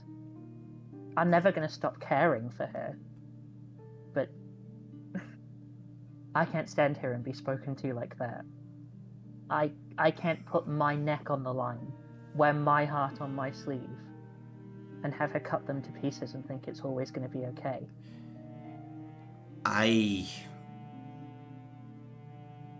You probably already know. I changed your memory. I suspected. I wasn't going to go as far as to accuse you as such. I know that Atira has problems. I tried to fix one of them myself. I don't know if it was the right thing to do or not, but when you looked at us when you were first learning your powers, you saw something I did, and there's a reason I chose Atira. We're so much the same. I pushed you all away because I thought I had done something wrong and it wouldn't be accepted. I'm really sorry. What did you get rid of? Atira's had a difficult life. I think we all know that. there are certain memories that plague her, certain things that she did that she took a life when she was young. I can degrade things. I degraded the memory down into a single thing, an object, a knife. She has no memory of it anymore. I thought if she didn't remember some of the bad things she went through, maybe she'd be a better person than I am. Because I feel like if that happened to me, I'd be a happier spirit than I am. But I'm not going to pretend that these are equivalent, but we all have bad things. We all have dark places in the corner of a mind. Something we've seen, something we've done. I watched my brother get murdered. I'm not saying that what he did leading up to that point didn't put him in someone's sightlines. But as a kid, I didn't ever want to watch that. And yet, as much as I hate that memory, as much as sometimes I wake up in the dead of night in a cold sweat, the sweat feels like his blood, my bed feels like the stone floor, I wouldn't get rid of it. Being scared isn't just about fear. Being a good person isn't just about having no bad things. That's impossible. It can't happen to anyone. When you remove things like that, you rob people of the ability to learn how to deal with it.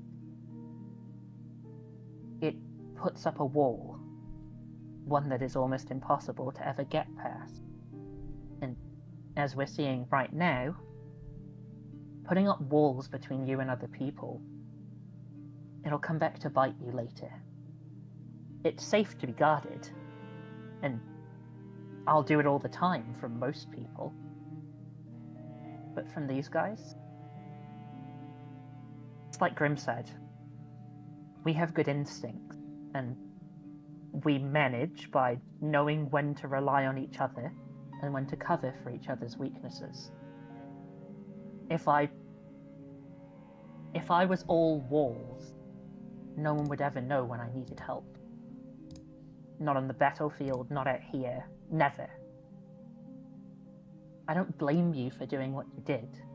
I do think it was stupid, but I don't blame you. It's just sometimes reducing things to just a rotten memory doesn't give you the full scope of things.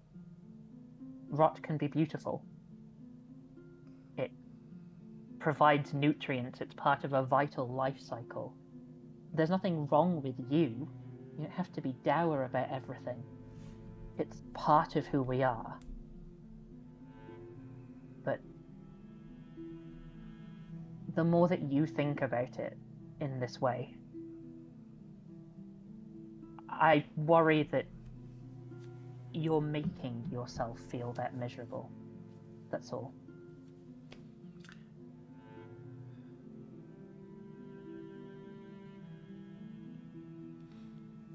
Frog kind of just like looks at you and says, I don't disagree with anything you said. All I'm saying, all I want to say is, I think I did something, and maybe that's why she's like this. So I just want you to, blame me, not her. I'm not going to do that. It's fair to say you can take some responsibility for it. I won't begrudge you that, and I think if you work hard at it, there are ways to reverse any perceived damage you think you might have done. But our experiences help to form us. They don't entirely guide our choices. Nothing you did made her turn around and speak to me like that. Nothing you did made her fall in love with Empress. I certainly didn't do that. You don't control her like a puppet master.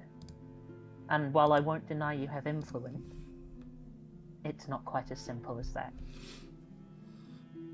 Okay. I think somewhere deep down there's a good spirit in there, but you are similar.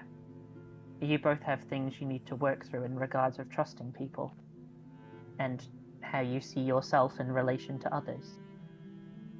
And when you want help with it, I'm sure you'll know where to find it. But for right now, I need to go climb into a pit of slimes. Actually, I think I do know who to talk to. Oh my god.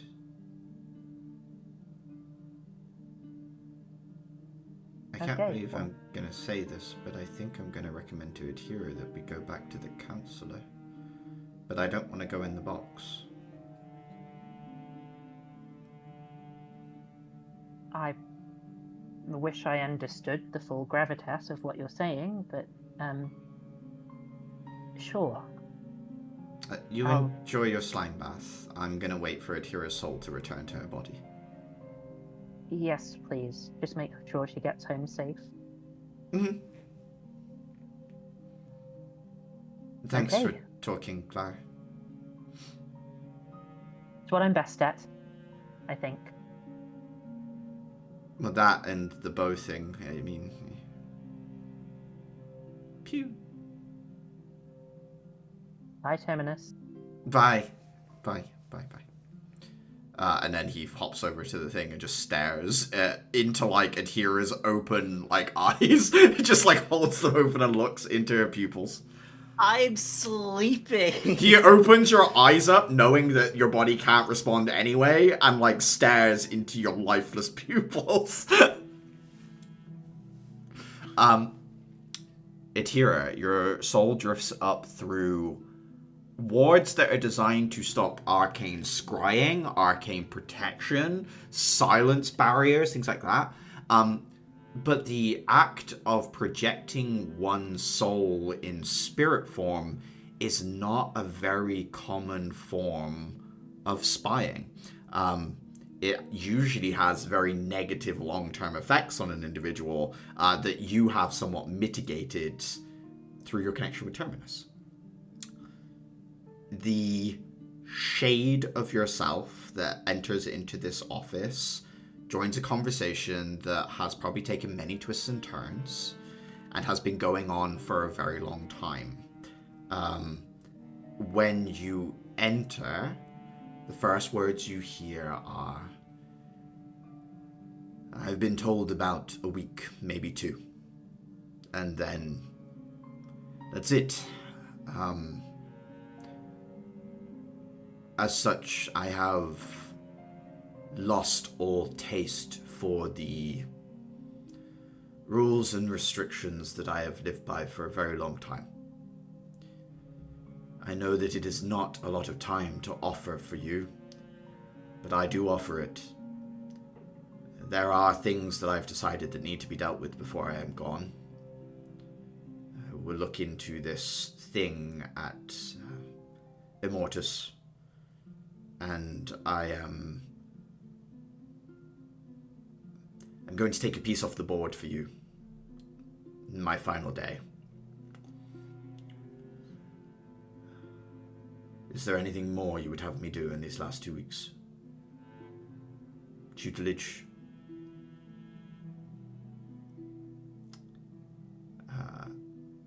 The headmistress rounds the desk and sits down on it and runs a hand over her face and says,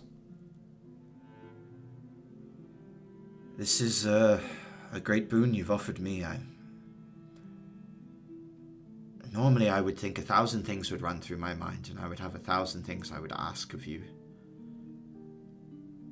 And yet,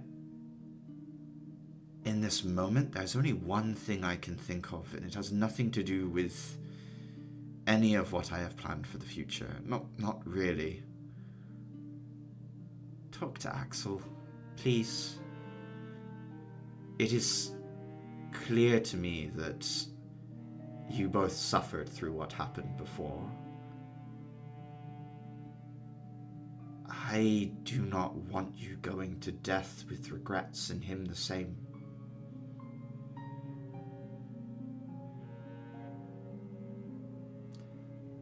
Grim stands up, scratches his nose and says, I said anything, and I'm a man of my word. I will spend some time to consider the words that I wish to give to Axel that might make right the dishonor that I did to him. I was not a young man, but I was younger and still concerned with my career, with my station.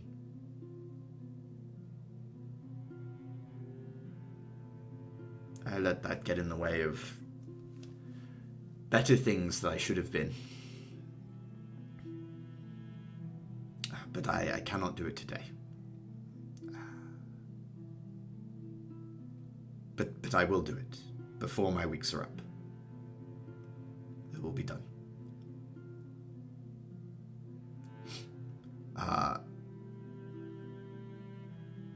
Grim looks around and sniffs the air and says, I smell something damp, like a decay.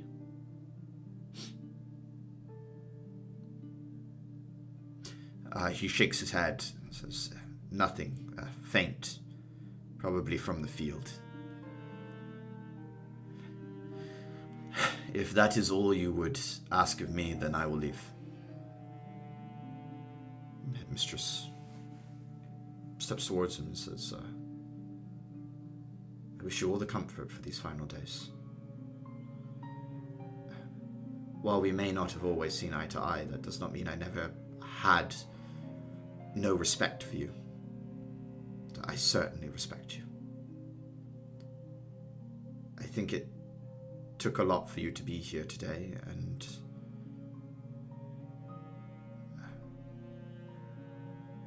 do not think you are dishonored in any way. Thank you for your kind words. And he leaves the office, for the headmistress sits back on her desk and sighs. Who will take his place, I wonder?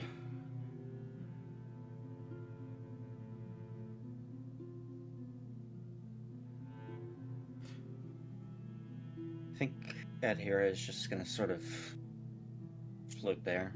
I don't think she wants to return to her body anytime soon, so she's just gonna... Headmistress returns to her desk and clicks her fingers, at which point a ledger appears in her hand. And then she puts it down on the desk and opens it up and flicks through to a page that has a picture of Rufus, the investigator that you guys saw early on in the campaign. She looks down at the page and starts writing in it. She puts down, after this weekend, I would like to reassign you. I believe there will be a shift in S-rank EKs. If possible, please could you look into what judges are pushing for what A-rank EKs to be moved up? And then she writes down underneath, Aurelia's moving in the rankings. Is this related? ? And closes the ledger.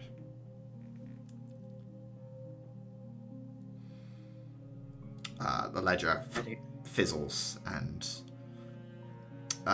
she just gets back to what you would call normal work, paperwork, things like that at this point, Atiri. Adhira will return to her body.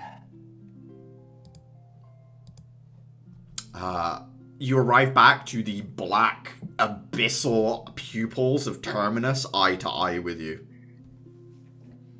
God damn it! I think we need to go back to the lady that makes us talk about stuff. I don't want to go in the box, though. I want to talk to her. You don't actually have to say anything if you don't want to. You can. What brought this about, Terminus?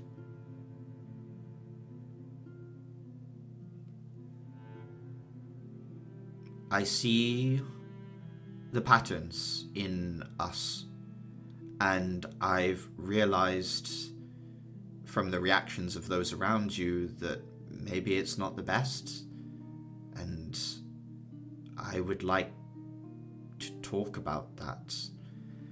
I never really had a litmus test for my behaviors before. Spirits don't really do the whole thing that you mortals do with the relationships like this and the trusting and relying on each other thing. I just want to know if the way I am is hurting me.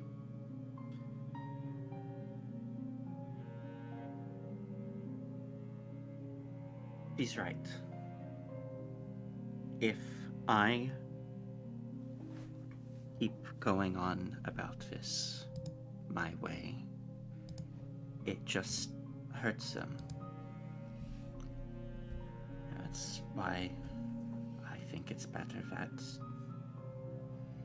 to some degree, they'd be better without me. Terminus hits you with his tiny little frog hand.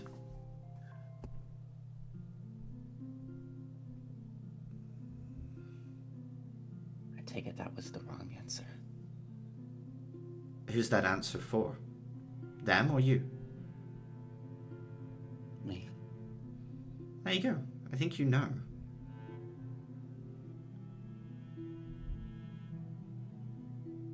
Just want to sit here for a little bit.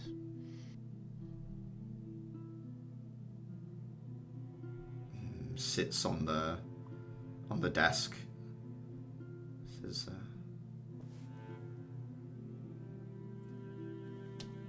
we're going away on this big mission soon, you know. We should at least clear the air before then, right?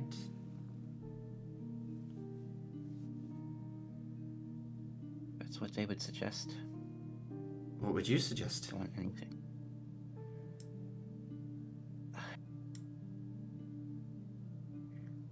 I wouldn't want anything left unsaid before it's too late again. I feel like, isn't that the same thing? Clearing the air, saying everything? Isn't that the same? I don't know. Mm-hmm. Oh, okay, cool. So you agree? Yeah.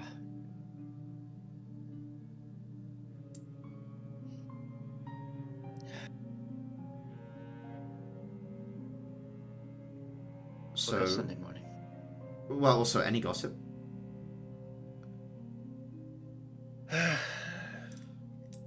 Headmistress wants Grim to talk to Axel. It's a bit off the books from the normal business, but afterwards, Headmistress is interested in the rankings of the EKs. Grim is set to retire by the end of the week, I believe. And she's concerned with... Retire or retire? I hope it's retire. Okay. It's just he wasn't exactly looking healthy on the field.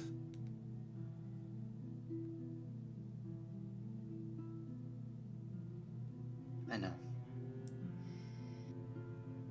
But she's looking into Aurelia. Oh, Yeah.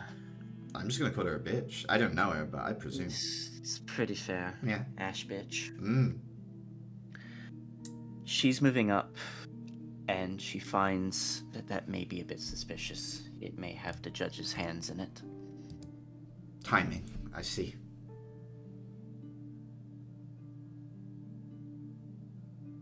Well, that's something maybe Clara should know.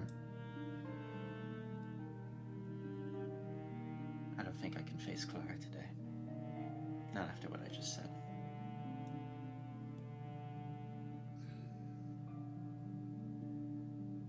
Can I say something? I don't want to push you. Go ahead. I think today is exactly the right time to do it because of what you said.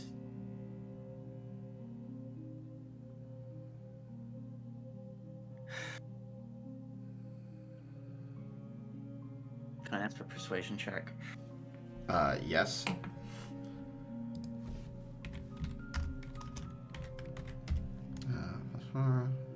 Plus 8. 23. Yeah.